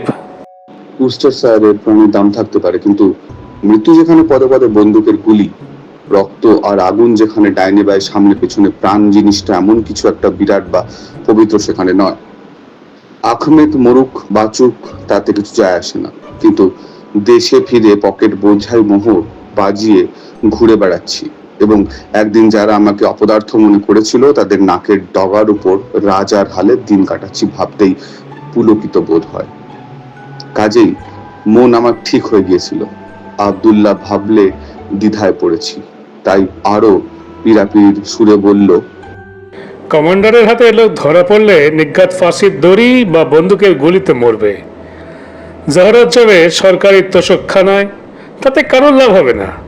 কিন্তু জহরাত যদি আমরা নিই, বাকিটুকুই বা সরকারের হয়ে করবো না কেন? জহরাতের বাক্স সরকারের তোষকখানায় যাওয়ার বদলে কেবল আমাদের পকেটে আসবে। চারজনের প্রত্যেকেই রাতারাতি বড়লোক হয়ে যাব, জমিনদার পর্যন্ত হব, কিন্তু কেউ জানবে না। কাকপক্ষীও নেই এখানে। কি করলাম দেখবার জন্য। এত বড় সুযোগ কি পায়ে ঠেলা উচিত? আবার বলুন তো সাহেব, সঙ্গে আছেন কি না, নাকি আপনাকে শত্রু হিসেবেই দেখতে হবে? বললাম, মনে প্রাণে তোমাদেরই সঙ্গে রইলাম। বন্দুকটা ফিরিয়ে নিল আব্দুল্লাহ, বলল, এই তো চাই। আপনাকে পুরো বিশ্বাস করি আমরা, জানি আমাদের মতো আপনার কথা অনার্থ হবে না। আসুন, এখন ভাই আর সাদাগারের অপেক্ষায় থাকা যাক। জিজ্ঞেস করলাম, তোমার ভাই তোমার মতলব জানে তো? প্ল্যানটা তাড়াতাড়ি মাথা থেকে বেরিয়েছে। চলুন গেটে গিয়ে মোহাম্মদ সিং এর সঙ্গে নজর রাখা যাক। বর্ষার শুরু বলে সামনে বৃষ্টি পড়ছিল। ভারী বাদামি মেঘ ভেসে যাচ্ছে আকাশে, পাথরের ছাঁচ ছাড়া চোখে পড়ছে না। কিছু সামনের গভীর পরিখার অনেক জায়গায় জল শুকিয়ে গেছে, হেঁটে বেরিয়ে আসা যায় অনায়াসে। দুজন পাঞ্জাবির সঙ্গে দাঁড়িয়ে আছি এই পরিবেশে, এমন একজনের প্রতীক্ষায় যে আসছে কেবল মরতে। ভাবতেও অবাক লাগে। আচমকা পরিখার অপর পারে ঢাকা দেওয়া লণ্ঠনের ঝিলিক দেখলাম। বিকৃত রাবিশের আড়ালে পরক্ষণে অদৃশ্য হয়ে গেল আলো। ফের দেখা গেল অন্য পাশে, আস্তে আস্তে এগিয়ে আসছে আমাদের দিকে। চাপা গলায় বললাম, এসে গেছে। আপনি গিয়ে চ্যালেঞ্জ করবেন, কোত্থেকে আসছে, কোথায় যাচ্ছে সব জিজ্ঞেস করবেন। ঘাবড়ে দেবেন না, আমাদের সঙ্গে ভেতরে পাঠিয়ে দেবেন। তারপর যা দরকার আমরা করব। আপনি এখানেই পাহারায় থাকবেন। লণ্ঠনের ঢাকা খুলবার জন্য তৈরি থাকুন। ভালো করে দেখে নিতে চাই সেই লোক কিনা। আলোটা কাঁপতে কাঁপতে এগিয়ে আসছিল সামনে, কখনো থামছে, কখনো এগোচ্ছে। তারপর পরিখার উপরে কালো মূর্তি দেখতে পেলাম। ঢালু পাড়বে কোনো মতে নামলো নিচে। জলা জায়গা পেরোলো ছপাত ছপাত শব্দে। ঢালু পাড়বে গেটের দিকে অর্ধেক উঠতেই চাপা হুঙ্কার ছাড়লাম উপর থেকে, কে যায়? বন্ধু, জবাব এলো নিচ থেকে। লণ্ঠনের ঢাকা খুলে ঝোরালো আলো ফেললাম মুখের ওপর। সবার আগে রয়েছে এক বিপুলকায় শিখ, কালো দড়ি লুটোচ্ছে কোমর বন্ধ পর্যন্ত। সার্কাস বা প্রদর্শনীর বাইরে সচরাচর এরকম তালডাঙা মানুষ চোখে পড়ে না। অন্য লোকটা বেটে, মোটা, গোলগাল, মাথায় হলদে পাগড়ি, হাতে শাল মোড়া একটা পোটলা। ভয়ে ঠকঠক করে কাঁপছে বেচারা, ঠিক যেন পালা জ্বর হয়েছে এমনি ভাবে থরথর করে কেঁপে উঠছে। দুহাত গর্ত থেকে ইঁদুর মুখ বাড়িয়ে যেমন জল জল করে তাকায় আশেপাশে, তেমনি ভাবে ভয়ার্ত মুন্ডু ডাইনে বাঁয়ে ফিরিয়ে ঝকঝকে চোখ কি যেন দেখতে চাইছে অন্ধকারের মধ্যে। এ লোকে খুন করতেই হবে ভাবতেই গায়ের লোম খাড়া হয়ে যায়। তারপরেই অবশ্য রত্নপেটিকার কথা মনে করে মনটাকে চমকিত পাথরের মতো শক্ত করে ফেললাম। আবার সাদা মুখ দেখে লোকটা আনন্দে হাউমাউ করে চেঁচিয়ে উঠে দৌড়াতে দৌড়াতে ছুটে এলো আমার কাছে। বললে হাঁপাতে হাঁপাতে, সাহেব আমাকে বাঁচান, সাহেব বাঁচান। দিন দুঃখী সদাগরকে আশ্রয় দিন। আগ্রা ফোর্টে এসে বাঁচবার জন্যই রাজপুতানা হেঁটে পেরিয়ে এসেছি। কোম্পানি আমার মা বাবা বলে আমাকে ওরা বেধড়ক মেরেছে, গালাগাল দিয়ে ভূত ছাড়িয়েছে, টাকা করে যা ছিল সবই কেড়ে নিয়েছে ওরা। আজ আমার বড় সুদিন ফিরে পেয়েছি আপনাদের আশ্রয়। আমার সামান্য সম্বল আজ থেকে নিরাপদ। কি আছে তোমার কুটলিতে? শুধলাম আমি। ও বলল, লোহার বাস্ক, সামান্য পারিবারিক স্মৃতিটুকু রেখেছি ভিতরে। অন্যের কাছে কোনো দামই নেই, অথচ আমার কাছে সেটা অমূল্য। তাহলেও জানবেন আমি কিন্তু ভিখারি নই। আশ্রয় যদি দেন তো মোটা পুরস্কার পাবেন আপনি আর আপনার সরকার। লোকটার সঙ্গে বেশিক্ষণ কথা বলার মতো ভরসাও রাখতে পারলাম না নিজের ওপর। ভয়ে ফ্যাকাশে চর্বি থলথলে মুখটার দিকে যতই তাকাই ততই মনে হয় ঠান্ডা মাথায় এ লোককে কি মারা যায়? অসম্ভব। দুত্তর, যা হওয়ার হবে হয়ে যাক বললাম। ভেতরে প্রধান প্রহরীর কাছে নিয়ে যাও একে। পাঞ্জাবি দুজন ওর দুপাশে থেকে নিয়ে গেল ভেতরে, পিছনে রইল ওষুধের মতো শীতটা। অন্ধকার গলিপথের মধ্যে তালে তালে পা ফেলে নিয়ে গেল বেচারিকে। মানুষকে এভাবে মৃত্যু পরিবেষ্টিত অবস্থায় কখনো দেখিনি। লণ্ঠন নিয়ে গেটে দাঁড়িয়ে রইলাম আমি। নিস্তব্ধ অলিন্দে ওদের তালে তালে পা ফেলে এগিয়ে যাওয়ার আওয়াজ শুনলাম কিছুক্ষণ, তারপরে তা থেমে গেল। আচমকা ভেসে এলো চেঁচামেচি, ঝটপটি, ঘুষোঘুষি শব্দ। পরক্ষণে চুল খাড়া হয়ে গেল একটা ছুটন্ত পায়ের আওয়াজ শুনে। পায়ের আওয়াজ ঊর্ধ্বশ্বাসে আসছে আমার দিকে এবং ফোঁস শব্দে ভীষণ আওয়াজ করছে, হাঁপাচ্ছে ছুটন্ত ব্যক্তি। লণ্ঠন ঘুরিয়ে আলো ফেললাম টানা লম্বা গলিপথে। দেখলাম বাতাসের বেগে ছুটে আসছে সেই মোটা লোকটা, সারা মুখে রক্ত মাখামাখি। ঠিক পেছনেই চকচকে খোলা ছুরি হাতে ব্যাঙের মতো লাফাতে লাফাতে আসছে ওষুধের মতো বিশাল চেহারা সেই কালো দাড়িওয়ালা শিকটি। অসম্ভব বেগে দৌড়াচ্ছে খুদে সওদাগর। এত জোরে কখনো কোনো মানুষকে দৌড়াতে দেখিনি। ক্রমশ পিছিয়ে পড়ছে শিখ এবং কোনো মতে আমাকে পেরিয়ে সওদাগর যদি বেরিয়ে যায়, ভোলা জায়গায় ধরা মুশকিল হবে। মনটা নরম হয়ে এলো বেচারার অবস্থা দেখে। পর মুহূর্তে শক্ত হয়ে উঠলো হিরে মানিকের কথা ভেবে। আমার পাশ দিয়ে উল্কার মতো বেরিয়ে যাওয়ার সময় বন্দুকটা গলিয়ে দিলাম দুপায়ের ফাঁকে।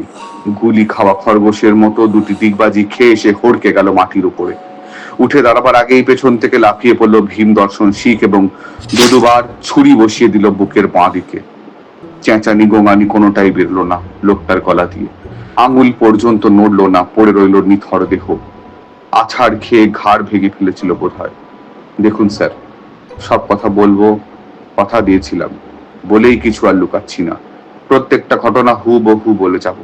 আপনাদের ভালো লাগলেও বলবো, খারাপ লাগলেও বলবো। জল মিশানো হুইস্কি এগিয়ে দিয়েছিল হোমস। কথা থামিয়ে গেলাসের দিকে হাত বাড়ালো স্মল। আমার ভেতর পর্যন্ত খিঁচড়ে গেছিল লোকটার উপর, গা রিরি করছিল আত্মীপ ঘৃণায়। এত বড় একটা খুনকারীর মধ্যে এত সহজভাবে নিজেকে মিশিয়ে নিতে পারে? নিঃসন্দেহে সে অতি ভয়ঙ্কর পুরুষ। তার উপর গোড়া থেকেই পুরো ঘটনাটা বলে যাচ্ছে বেপরোয়া বাচাল ভঙ্গিমায়, কিছুই যেন হয়নি। আদালতে এ লোকের বরাতে যে দণ্ডই জমা থাকুক না কেন, আমার তরফে থেকে এক বিন্দু সহানুভূতি ওকে দেওয়া যাবে না। হাঁটুতে হাত রেখে শার্লক হোমস আর জোন্স নিবিড় চিত্তে শুনছে ওর কাহিনী। মুখের পড়তে পড়তে কিন্তু ফুটে উঠেছে। একই বিরাগ স্মল তার লক্ষ্য করেছিল নিশ্চয়ই, তাই আরো বেপরোয়া গলায় আরো নতুন ভঙ্গিমা করে আরম্ভ করলো কাহিনী। কাজটা ভালো নয় মানছি, কিন্তু আমার অবস্থায় পড়লে রত্নের বখরা পায়ে ঠেলবার মতো মানুষ দুনিয়ায় কেউ আছে কি? দলে না ভিড়লেই টুটি কাটা যেত। আবার দেখুন, আখমেদ যদি আমার সামনে দিয়ে পালাতো তাহলে পুরো ব্যাপার ফাঁস হয়ে যেত। আমি ধরা পড়তাম, কোর্ট মার্শাল হতো, গুলি খেয়ে মরতাম। সমস্যাটা তাই মরণ বাঁচলে। তাই আখমেদ মরবে, নয় আমি মরবো। এরকম সমস্যায় দুনিয়ায় কেউ কিন্তু মায়া দয়া দেখায় না। গল্পটা বলে যাও। যাই হোক, আব্দুল্লাহ, আমি আর আকবর লাশ বয়ে নিয়ে এলাম ভেতরে। বেটে খাটো হলে কি হবে, বেজায় ভারী লোকটা। দরজা আগলানোর জন্য রইল মোহাম্মদ সিং। গোর দেওয়ার ব্যবস্থা আগেই করে রেখেছিল। আহমেদকে নিয়ে গেলাম সেখানে। অনেক গলি ঘুজি পেরিয়ে বেশ কিছুক্ষণ পেল্লায় ফাঁকা হলো ঘর। ইট পলেস্তারা ভেঙে পড়েছে সেখানে। একদিকের মাটি আপনা থেকে বসে যাওয়া কবরের মতো গর্ত হয়ে গেছে। আহমেদকে তার মধ্যে ফেলে ওপরে আলগা ইটের টুকরো চাপা দিয়ে দিলাম। তারপর ফিরে এলাম রত্নপেটিকার কাছে। মার হয়েই আহমেদ বাক্স যেখানে ফেলেছিল সেখানেই পড়ে আছে। সেই বাক্সই রয়েছে আমাদের টেবিল। ওপরের হাতলে বাঁধা সিল্কের দড়ি থেকে ঝুলছিল চাবিটা। তালা খুলে লণ্ঠনের আলো ভেতরে ফেলতে ঠিকরে বেরিয়ে এক ঝলক দুটি। আলো পড়ছে বাক্স ভর্তি হিরে মানিকের ওপর। বিচিত্র বর্ণের আশ্চর্য রোশনাইতে চোখ ধাঁধিয়ে গেল। পার্শ্বরে থাকার সময় বাচ্চাবেলায় অনেক মণিমাণিক্যের গল্প শুনেছিলাম, পড়েছিলাম। সেই রূপকথার মানিক যেন বেশিক্ষণ চেয়ে থাকা যায় না, চোখে ধাঁধা লেগে যায়। চোখ ভরে সেই দৃশ্য দেখবার পর উপুর করে ঢাললাম রত্ন সামগ্রী। গুনে গুনে ফর্দ তৈরি করলাম। প্রথম শ্রেণীর হিরেই ছিল 143টা। পৃথিবীর দ্বিতীয় বৃহত্তম হিরে গ্রেট মোগলও ছিল তার মধ্যে। আর ছিল 97টা অতি উৎকৃষ্ট পান্না, 177 চুনি, কতগুলো অবশ্য আকারে ছোট। এছাড়াও ছিল 40টা পদ্মরাগ মণি, 10টার নীলকান্ত মণি, 166টা অলিভ পাথর, বেশ কিছু ফিরোজা মণি, অনিকস পাথর, বৈদুর্য মণি, টার্কিওজীয় নীলকান্ত এবং আরো অনেক অনেক দামি দামি পাথর, যার নাম তখন না জানলেও পরে জেনেছিলাম। এই সঙ্গে ছিল অতি উৎকৃষ্ট শতিনেক মুক্ত, 12টা মুক্ত গাঁথা ছিল সোনার ছোট্ট মুকুটে। ভালো কথা, সিন্দুক ফিরে পাওয়ার পর ভেতরে কিন্তু মুক্ত সোনার মুকুটটা পাইনি। গোনাগুনতির পর সিন্ধুকে রত্ন নিয়ে গিয়ে গেটে গেলাম, দেখলাম মোহাম্মদ সিংকে। তারপর মুখোমুখি দাঁড়িয়ে ফের প্রতিজ্ঞা করলাম কেউ কাউকে বিপদে ফেলে পালাবো না, দুর্দিনে পাশে দাঁড়াবো এবং গুপ্ত কথা প্রকাশ করব না। ঠিক করলাম দেশে শান্তি ফিরে না আসা পর্যন্ত লুটের মাল কোথাও লুকিয়ে রাখতে হবে, পরে সমান ভাগে ভাগাভাগি করে না হবে। সেই মুহূর্তে ভাগ বাটোয়ারা কোনো প্রশ্নে উঠছে না, কেননা ওই রকম দামি পাথর কাছে দেখলেই সবার সন্দেহ হবে। কেল্লার মধ্যে লুকিয়ে রাখার মতো কোন রকম জায়গা নেই। তাই বাক্স নিয়ে গেলাম যে হল ঘরে আহমেদকে কবর দিয়েছি সেই ঘরে। সবচেয়ে শক্ত একটা দেওয়াল থেকে ইট সরিয়ে রাখলাম, গর্তের মধ্যে লুকিয়ে ফেললাম সিন্দুক। জায়গাটা ঠিকানা মুখস্থ করে নিয়ে পরের দিন 4টে নকশা তৈরি করলাম, প্রত্যেকটা তলায় 4 জনের সই করালাম, কেননা আমরা প্রতিজ্ঞা করেছিলাম যে কাজে হাত দিয়েছি তা শেষ করবো একসঙ্গে এবং কেউ কাউকে ঠকাবো না। বুকে হাত দিয়ে বলেছি এই শপথ আজও আমি ভাঙিনি। এরপর ভারতবর্ষের বিদ্রোহ কোথায় গিয়ে দাঁড়িয়েছিল আপনাদের নতুন করে তা বলার কোনো দরকার নেই। উইলসন দিল্লি আর স্যার কলিন লখনৌ পুনরুদ্ধার করার পর মেরুদণ্ড ভেঙে গেল বিদ্রোহীদের। আরো বাহিনী আসা শুরু হতেই সীমান্ত প্রদেশে গা ঢাকা দিল নানা সাহেব। কর্নেল গ্রেডেথ একটা ঝটিকা বাহিনী নিয়ে আগ্রা অবরোধ করলেন এবং হাঁটিয়ে দিলেন প্যান্ডিদের আস্তে আস্তে। শান্তি ফিরে এলো দেশে। আমরা 4 জনেও মশগুল হয়ে রইলাম লুটের মাল ভাগ বাটোয়ারা করে না স্বপ্নে। স্বপ্ন অবশ্য চুরমান হয়ে গেল এক আঘাতেই। আহমেদ হত্যার দায়ে গ্রেপ্তার হলাম 4 জনই। ঘটনাটা ঘটলো এইভাবে। প্রাচ্যের লোকগুলো বড় সন্দেহবাতিক হয়। বিশ্বস্ত অনুচরের জিম্মায় রত্নপেটিকা দিয়েও নিশ্চিত হতে পারেনি রাজা। আর একজন অনুচরকে বলেছিল ছায়ার মতো প্রথম জনের পেছনে যেতে এবং সব সময় নজরে রাখতে, কখনো যেন চোখের আড়াল না করা হয়। হুকুমের নড়চড় হলো না কোনো ক্ষেত্রেই। দ্বিতীয় অনুচর ছায়ার মতো সে রাতেও আহমেদের পেছন পেছনে এসে তাকে দেখলো কেল্লার ভেতর ঢুকতে। ভাবলো বুঝি কেল্লায় ঠাঁই পেয়েছে আহমেদ। তাই পরের দিন দরখাস্ত পেশ করে নিজেও ঢুকলো দুর্গে, কিন্তু আহমেদের টিকেও দেখতে পেল না। অদ্ভুত ব্যাপার তো। তাই সময় মতো রহস্যটা নিবেদন করলো প্রহরীদের জনৈককে সার্জেন্টের কাছে এবং যথাসময় সার্জেন্ট গিয়ে খবরটা অধিনায়কের কানে তুলে দিলেন। তখনই তন্ন তন্ন করে খোঁজা হলো চারদিক, বেরিয়ে পড়লো আহমেদের মৃতদেহ। কপাল খারাপ একেই বলে। বিপদ কেটে গেছে ভেবে লুটের মাল ভাগাভাগি স্বপ্ন যখন দেখছি ঠিক তখনই গ্রেপ্তার হলাম 4 জন। 3 জন ওই রাতে ফাটক পাহারা দিচ্ছিলাম বলে, 4র্থ জন নিহত ব্যক্তির পদসঙ্গে ছিল বলে। বিচারকালে জহরত নিয়ে কেউ কোনো কথা বললো না, কেননা যার জহরত সেই রাজাকে নির্বাসন দণ্ড দিয়ে বার করে দেওয়া হয়েছিল ভারতবর্ষের বাইরে। কাজেই পেটিকা নিয়ে মাথা ব্যথা ছিল না কারোরই। তবে খুন যে একটা হয়েছে তাতে সন্দেহের অবকাশ নেই। আমরা 4 জনই জড়িত সেই খুনের মধ্যে। শিখ 3 জনের ওপর যাবজ্জীবন কারাদণ্ডে হুকুম হলো, ফাঁসিতে মৃত্যু রায় এলো আমার ওপর। শেষ অব্দি অবশ্য আমাকেও যাবজ্জীবন কারাদণ্ড দেওয়া হয় অন্যদের মতো। আমাদের তখনকার অদ্ভুত অবস্থাটা কল্পনা করুন। 4 জনেই পা একসঙ্গে বাঁধা, ইহ জীবনে মুক্তির আশা নেই, অথচ 4 জনের প্রত্যেকেই এমন একটা গুপ্ত খবর জেনে বসে আছে যার দৌলতে প্রত্যেকেই এক একটা রাজপ্রাসাদ বানিয়ে রাজার হালে জীবন কাটিয়ে দিতে পারে যদি একবার ছাড়া পায়। এই অবস্থায় মানুষ পাগল হয়ে যায়। আমিও পাগল হয়ে যেতাম, কিন্তু চিরকালে আমি একটু গোয়ার টাইপের। তাই মনের মধ্যে ধিকে ধিকে আগুন নিয়েও প্রতিদিন লাথি ঝাঁটা খেয়েছি। জেলের অখাদ্য ভাত খেয়ে ক্ষুধা তেষ্টা মিটিয়েছি।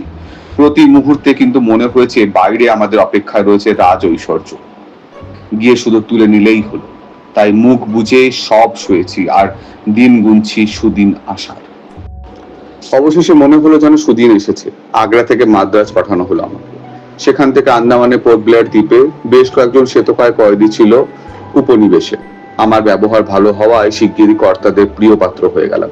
মাউন্ট হ্যারিয়েটের সানুদেশে ছোট্ট হোপ টাউনে একটা কুড়ি ঘরের সঙ্গে আনুষঙ্গিক অনেক কিছুই পেলাম। জায়গাটা নির্জন, তার উপর জ্বর জ্বালা লেগেই আছে। গোদের ওপর বিষ পড়া হলো নরখাতকের ভয়। নিজের চত্বর ছেড়ে একটু যদি এদিক ওদিক করি তাহলে বিষ্মাখানো তীর এসে বিঁধবে গায়ে। খোঁড়াখুড়ির রাস্তা আর নর্দমা বানানো ছাড়াও চুপড়ি আলুর চাষ করতে হতো আমায়। ডজন খানেক আরো কাজে ব্যস্ত ছিল সারাদিন। রাত্রিবেলা শুধু সময় পেতাম গল্প গুজব করার। অন্যান্য কাজের মধ্যে ডাক্তারের কথা মতো ওষুধ দেওয়ার দায়িত্ব ছিল কাঁধে। সেই কাজ করতে গিয়েই ডাক্তারি বিদ্যাও কিছু কিছু শিখে নিয়েছিলাম আমি। সর্বক্ষণ কিন্তু পালানোর সুযোগ খুঁজতাম, কিন্তু তা সম্ভব ছিল না কোনো মতেই। একটা দ্বীপ থেকে আর একটা দ্বীপ কম করে 100 মাইল দূরে, আর সেরকমই ওদিককার সমুদ্র। সুতরাং পালানোর সম্ভাবনা সুদূর পড়া হতো। ডক্টর সোমার্টন খুব হাসি খুশি টাইপের মিশুকে ছোকরা। অন্যান্য তরুণ অফিসাররা রাত হলে তার বাড়ি গিয়ে আড্ডা মারতেন আর তাস খেলতেন। ডাক্তারখানায় বসে ওষুধ বানাতাম আমি। মাঝে মাঝে নিজেকে নিঃসঙ্গ মনে হতো। ডাক্তারখানা আলো নিভিয়ে মাঝের জানলায় দাঁড়িয়ে কথা শুনতাম আর খেলা দেখতাম। আমি নিজে তাসের ভক্ত, খেলা দেখতে ভালোবাসি, মনে হয় যেন নিজেই খেলছি। আড্ডায় থাকতেন ডাক্তার নিজে, দেশি সৈন্যবাহিনীর officer major Sholto, captain Morstan, lieutenant Bromley Brown and জনা 2-3 জন অফিসার, প্রত্যেকেই পাকা জুয়ারি। খেলতেন ঝুঁকি বাঁচিয়ে, অত্যন্ত কৌশলে। পার্টিটা ছোট্ট কিন্তু জমাটি। একটা জিনিস দেখে কিন্তু খটকা লেগেছিল প্রথম থেকেই। সামরিক অফিসাররা ক্রমাগত হারতেন, অসামরিক অফিসাররা ক্রমাগত জিততেন। খেলায় কারচুপি ছিল বলতে চাই না, কিন্তু প্রতিবারই দেখেছি একই কাণ্ড। অসামরিক জেল অফিসাররা আন্দামানে জেল ডিউটি নিয়ে আসার পর এক নাগারে তাস খেলে এসেছেন, একে অপরের খেলার ধারা শেষ পর্যন্ত হিসেব রাখতেন। কিন্তু সামরিক অফিসাররা অত ধার ধারতেন না। তারা খেলতেন শুধু তাস পিটিয়ে সময় কাটানোর জন্য। রাতের পর রাত চলেছে হারার পালা। সামরিক অফিসারদের পকেট যতই হালকা হয়েছে ততই তাদের রোগ চেপে গেছে। সবচেয়ে বেশি চোট খেয়েছিলেন মেজর শোল্টো। প্রথম প্রথম খেলতেন নোট আর সোনা ফেলে। শিগগিরই দেখা গেল মোটা টাকার দরকার হলেই ধার নিচ্ছেন অঙ্গীকার পত্র লিখে। মাঝে মাঝে জিততেন, সাহস বেড়ে যেত, তারপরে আবার গো হারান হারতেন। সারাদিন কালো বাজারের মতো দাপিয়ে বেড়াতেন নানা কাজে আর মদ গিলতেন, শরীর সইতে পারছে না যেন। এক রাতে রোজ যা হারতেন তার চেয়েও বেশি হারলেন। টলতে টলতে কোয়ার্টারে ফিরছিলেন ক্যাপ্টেন মর্স্টন আর মেজর শোল্টো। আমার কুড়ে ঘরে পাশ দিয়ে যাচ্ছিলেন। দুজনেই হরিহর আত্মা, বন্ধু ছাড়াছাড়ি কখনো হতো না। ঘরে বসে শুনলাম মেজর শোল্টো দুঃখ করছেন অতগুলো টাকা হেরে গেছেন বলে। বললেন, মর্স্টন, আমি পথে বসেছি, সর্বশান্ত হয়েছি, কাগজপত্র না আনলেই নয়। বন্ধুর কাজ চাপড়ে মর্স্টন বললেন, ননসেন্স, আমার নিজের অবস্থাও কি খুব ভালো? তবে এর বেশি আর শুনতে পেলাম না। দুজনে দূরে সরে যাওয়ায় কিন্তু যা শুনেছি তাই যথেষ্ট। নতুন মতলব উকি দিল মাথায়। দিন দুয়েকের পর মেজর শোল্টোকে সকালবেলা পায়চারি করতে দেখে ভাবলাম কথা বলার এই সুবর্ণ সুযোগ। বললাম, মেজর, আপনার একটা উপদেশ চাই। মুখ থেকে চুরুট নামিয়ে মেজর বললে, কি ব্যাপার স্মল? বললাম, আমি জানতে চাই গুপ্তধন ঠিক কার হাতে দেওয়া উচিত। 5 লক্ষ পাউন্ড দামি একটা গুপ্তধনের ঠিকানা আমি জানি। নিজে যখন তা ভোগ করতেই পারবো না, ভাবছিলাম কর্তৃপক্ষের হাতে তুলে দিলে কেমন হয়। তাতে আমার জেল মেয়াদটা তো কমতে পারে। 5 লক্ষ পাউন্ড? দম আটকে এলো যেন মেজরের। খড়খড়ে চোখে চাইলেন আমার মুখের দিকে, ঠাট্টা করছে কিনা দেখবার জন্য। আগে হ্যাঁ, জহর আর মুক্ত মিলিয়ে এমন জায়গায় রয়েছে যে কেউ নিতে পারে। মজাটা কি জানেন? আসল মালিককে দেশ ছাড়া করেছে সরকার। কাজেই এই গুপ্তধনটা এখন যে আগে পাবে তারই হবে। কাকে আর দেবে স্মল? গভর্নমেন্টকে দিও। বললেন বটে, কিন্তু তোতলামি দেখে বুঝলাম ওষুধ ধরেছে। সহজভাবে বললাম, খবরটা তাহলে গভর্নর জেনারেলকে দিতে বলছেন? ভালো তাড়াতাড়ি করার কি দরকার? পরে পস্তাতে হবে। খুলে বলো আগে শুনি। বললাম পুরো কাহিনী। কয়েক জায়গায় একটু পাল্টে দিতে হলো যাতে জায়গাটা না চিনতে পারেন। শেষ করার পর দেখি উনি চিন্তায় পাথর হয়ে গেলেন। ঠোঁট কাঁপছে দেখেই বুঝলাম ভেতরে তোলপাড় চলছে, দ্বন্দ্ব শুরু হয়েছে। অবশেষে বললেন, স্মল, ব্যাপারটা খুবই গুরুত্বপূর্ণ। এই নিয়ে আর কারো কাছে মুখ খোলো না। আবার দেখা হবে তোমার সঙ্গে। 2 রাত পরে নিছুতি রাতে লণ্ঠন হাতে আমার কুঁড়েতে এলেন মেজর শোল্টো আর ক্যাপ্টেন মর্স্টন। মেজর বললেন, স্মল, গল্পটা তুমি আবার শোনাও ক্যাপ্টেন মার্সাটনকে। যা আগে বলেছিলাম এখনো তাই বললাম।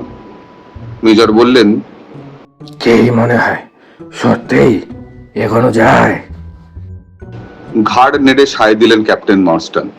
মেজর তখন বললেন, শোনো স্মল, তোমার গুপ্তধন নিয়ে অনেক ভেবেছি আমরা, এই 2 বন্ধু। একটা সিদ্ধান্ততে এসেছি। বিষয়টা ব্যক্তিগত, সরকারি মোটেই নয়। ব্যক্তিগত সমস্যার নিষ্পত্তি ব্যক্তিগতভাবেই করা উচিত। এখন প্রশ্ন হচ্ছে, কি দাম চাও তুমি? তোমার হয়ে গুপ্তধন আমরা উদ্ধার করে আনতে পারি। গুপ্তধনের চেহারাটাও একটু দেখতে পারো, শর্ত যদি মনের মতো হয়। খুব সহজ শান্তভাবে কথাগুলো বললেন। দেখলাম লোভ ও উত্তেজনায় চোখ চকচক করছে মেজরের। আমি শান্ত থাকার চেষ্টা করেও ভেতরে ভেতরে ওর মতোই উত্তেজিত হয়ে বললাম, এক্ষেত্রে সবাই যে শর্ত চায় আমারও তাই শর্ত।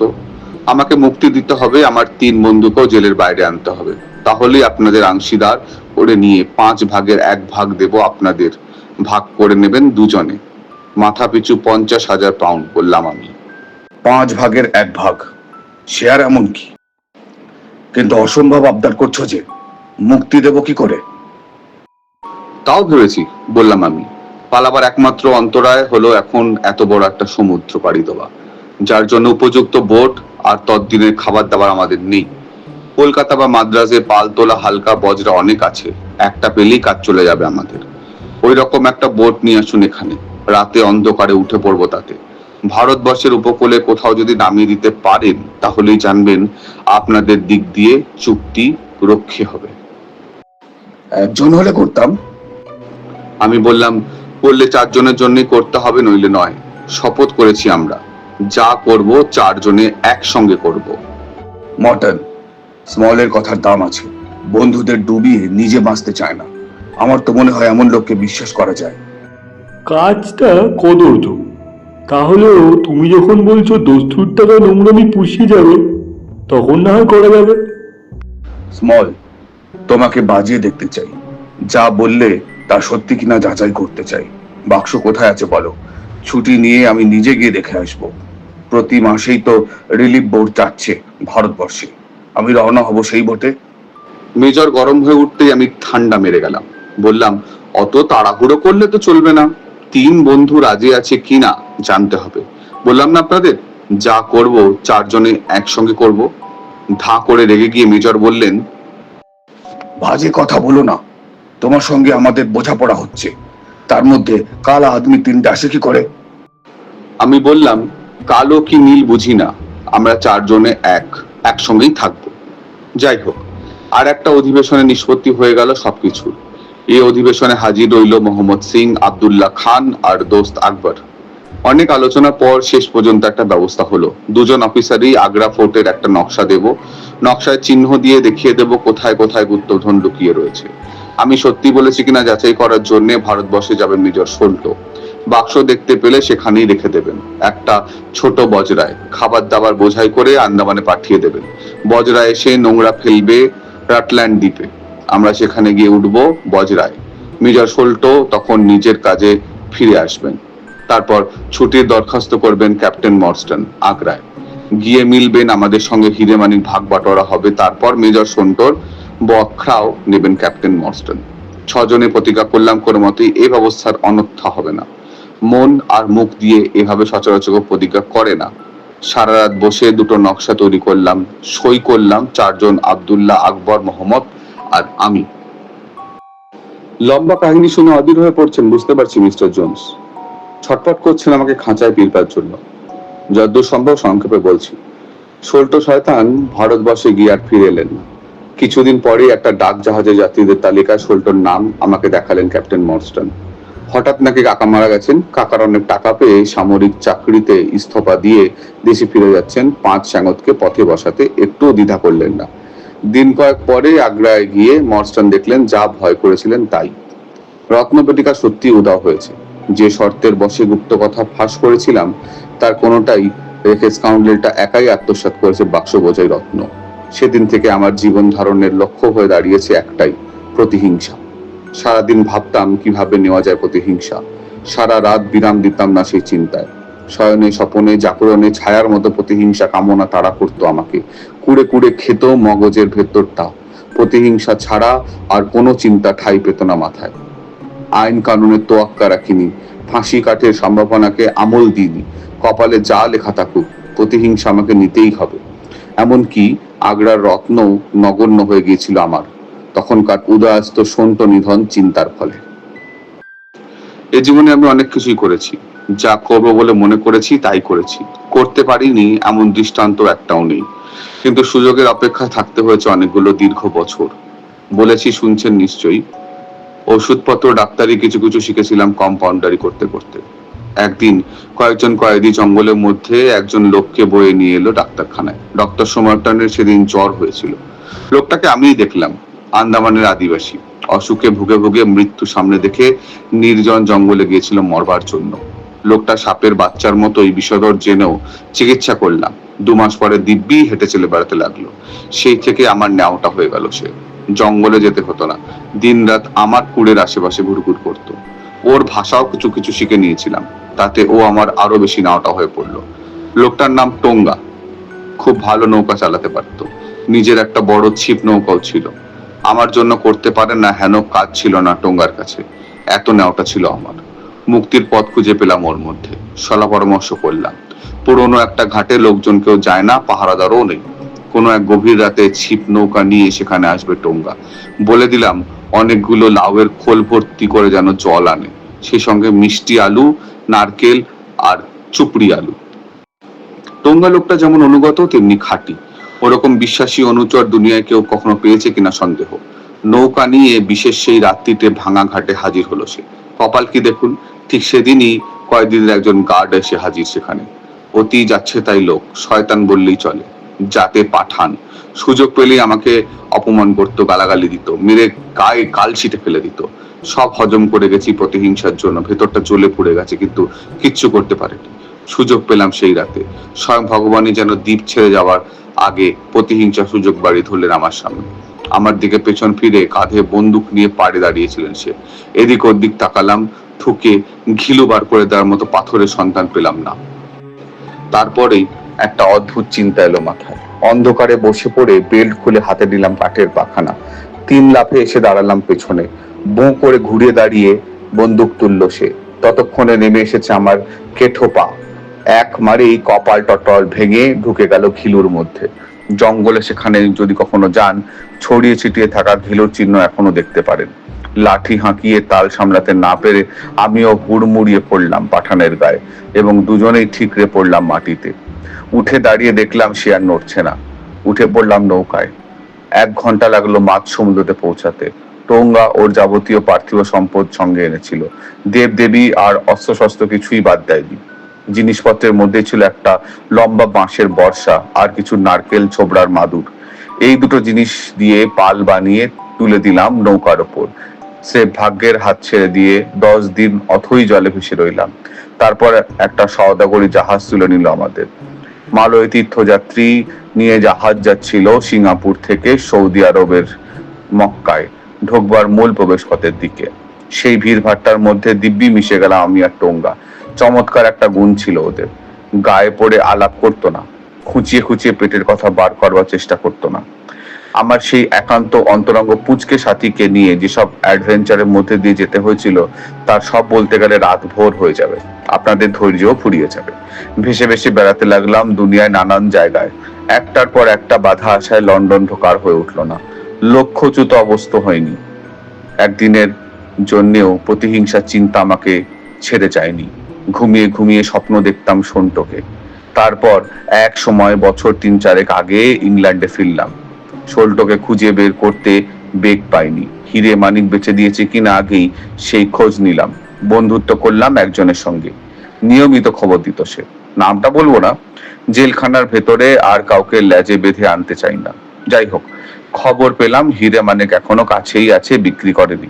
বহু চেষ্টা করলাম শয়তানটার কাছে যাওয়া, কিন্তু কোনো দিক দিয়ে পারলাম না। মহা ধরিবাজ ছিল লোকটা। তার উপর পাহারায় রেখেছিল দুটো প্রাইভেট জাইটার লড়াইবাজ মস্তানকে। 2 ছেলে আর খিদমতগারও পাহারা দিত দিন রাত। যাই হোক, একদিন খবর পেলাম সন্টো মরতে বসেছে। মরে গিয়ে আমার হাত ফসকে পালাবে ভেবে পাগল হয়ে তখনই ছুটলাম বাগানে।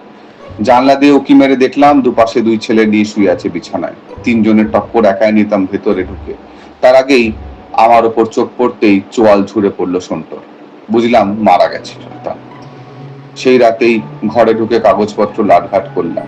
রত্নগুলো লুকিয়েছে সেখানে, তার ঠিকানা যদি কোথাও রেখে থাকে এই আশায় তন্ন তন্ন করে খুঁজলাম সবকিছু, কিন্তু সেরকম কোনো হদিশ পেলাম না। রাগে হতাশায় বুনো বর্বরের মতো খেপে গিয়েছে। তখন চলে আসার সময় মনে হলো শিখ বন্ধুদের সঙ্গে যদি দেখা হয়ে যেত, তখন যদি বলি তাদের যে সল্টো মারা যাওয়ার পরও আমাদের 4 জনের ঘৃণার নিদর্শন তার বুকের ওপর রেখে এসেছি, তাহলে নিশ্চয়ই খুশি হবে ওরা।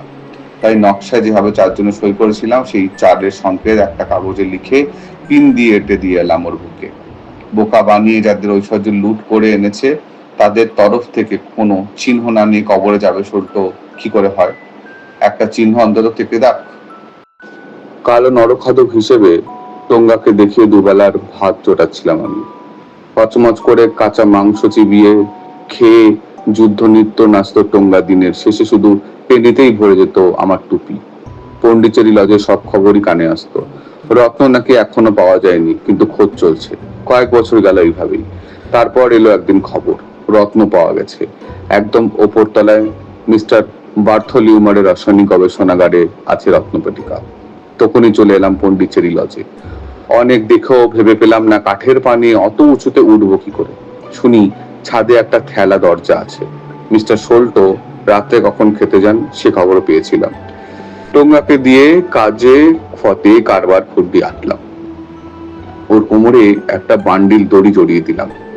দেওয়াল আর নল বেয়ে বেড়ালের মতো সরসর করে ছাদে উঠে গেল টোঙ্গা। কিন্তু কপাল খারাপ, আমার দেখা গেল বার্থলোমানের সোল্টো খেতে যাননি, ঘরে বসে আছেন। বসে বসেই মারা গেলেন টোঙ্গার বিষ মাখানো তীরে। ঘরে ঢুকে দেখলাম পেখম তুলে ময়ূরের ফুর্তিতে নাচছে টোঙ্গা। ওর ধারণা বাহাদুরি কাজ করে ফেলেছে। দেখে রক্ত চড়ে গেল মাথায়। দড়ির আগা দিয়ে পিটিয়ে মেরেই ফেলতাম। সেদিন হাঁচর পাচর করে সিঁড়ি বেরিয়ে পালিয়ে গেল বলে রক্ষা।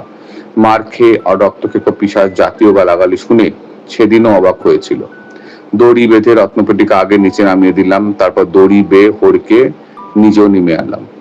আসবার আগে চারের সংকেত দেখে এলাম টেবিলের ওপর, যাতে বোঝা যায় রত্নে জাতের অধিকার সর্বাগ্রে।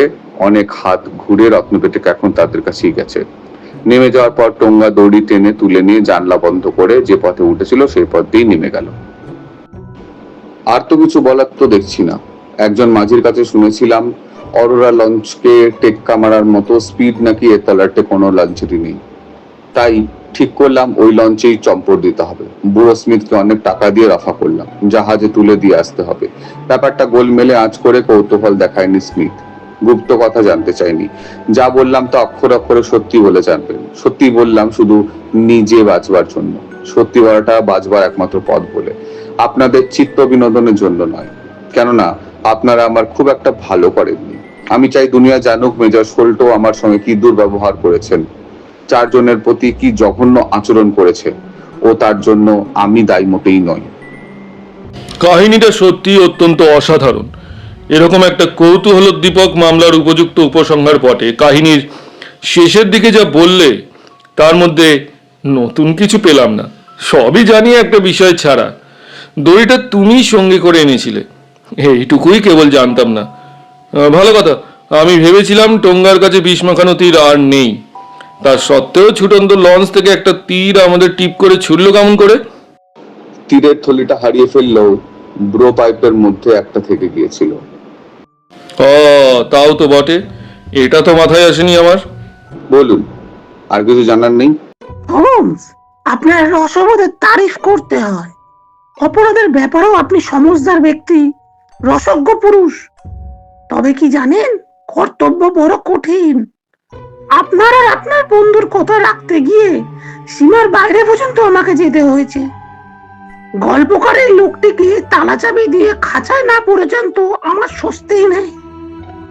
গাড়ি এখনো নিচে দাঁড়িয়ে, দুজন ইন্সপেক্টর রয়েছে নিচের তলায়। সাহায্যের জন্য অনুগৃহীত রইলাম আপনাদের দুজনের কাছেই। বিচার আরম্ভ হলে কিন্তু আপনাদের দরকার হবে। আজ চলি। Good night.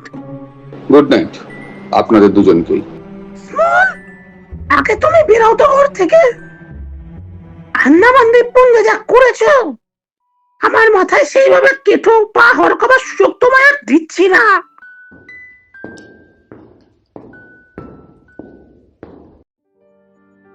দুই মূর্তি নিষ্ক্রান্ত হওয়ার পর কিছুক্ষণ চুপ করে বসে ধূমপান করলাম আমি আর হোমস। তারপর বললাম, নাটক তো শেষ হলো, তোমার তদন্ত পদ্ধতি পর্যবেক্ষণের সুযোগও আমার ফুরলো। এই কেস এখানেই শেষ। মিস মস্টান আমাকে তার ভাবির স্বামী নির্বাচন করেছেন, আমি তাতে বর্তে গেছি। ঠিক যা ভয় করেছিলাম। আমি কিন্তু ভাইয়া অভিনন্দন জানাতে পারছি না তোমাকে।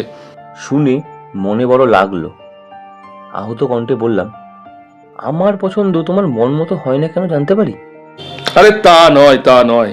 পছন্দ তোমার ঠিকই হয়েছে। মিস মর্স্টনের মতো মধুর স্বভাবের তরুণী খুব কমই দেখেছি আমি। যে কাজ আমরা করেছি উনিও তাতে সাহায্য করতে পারবেন বলে আমার বিশ্বাস।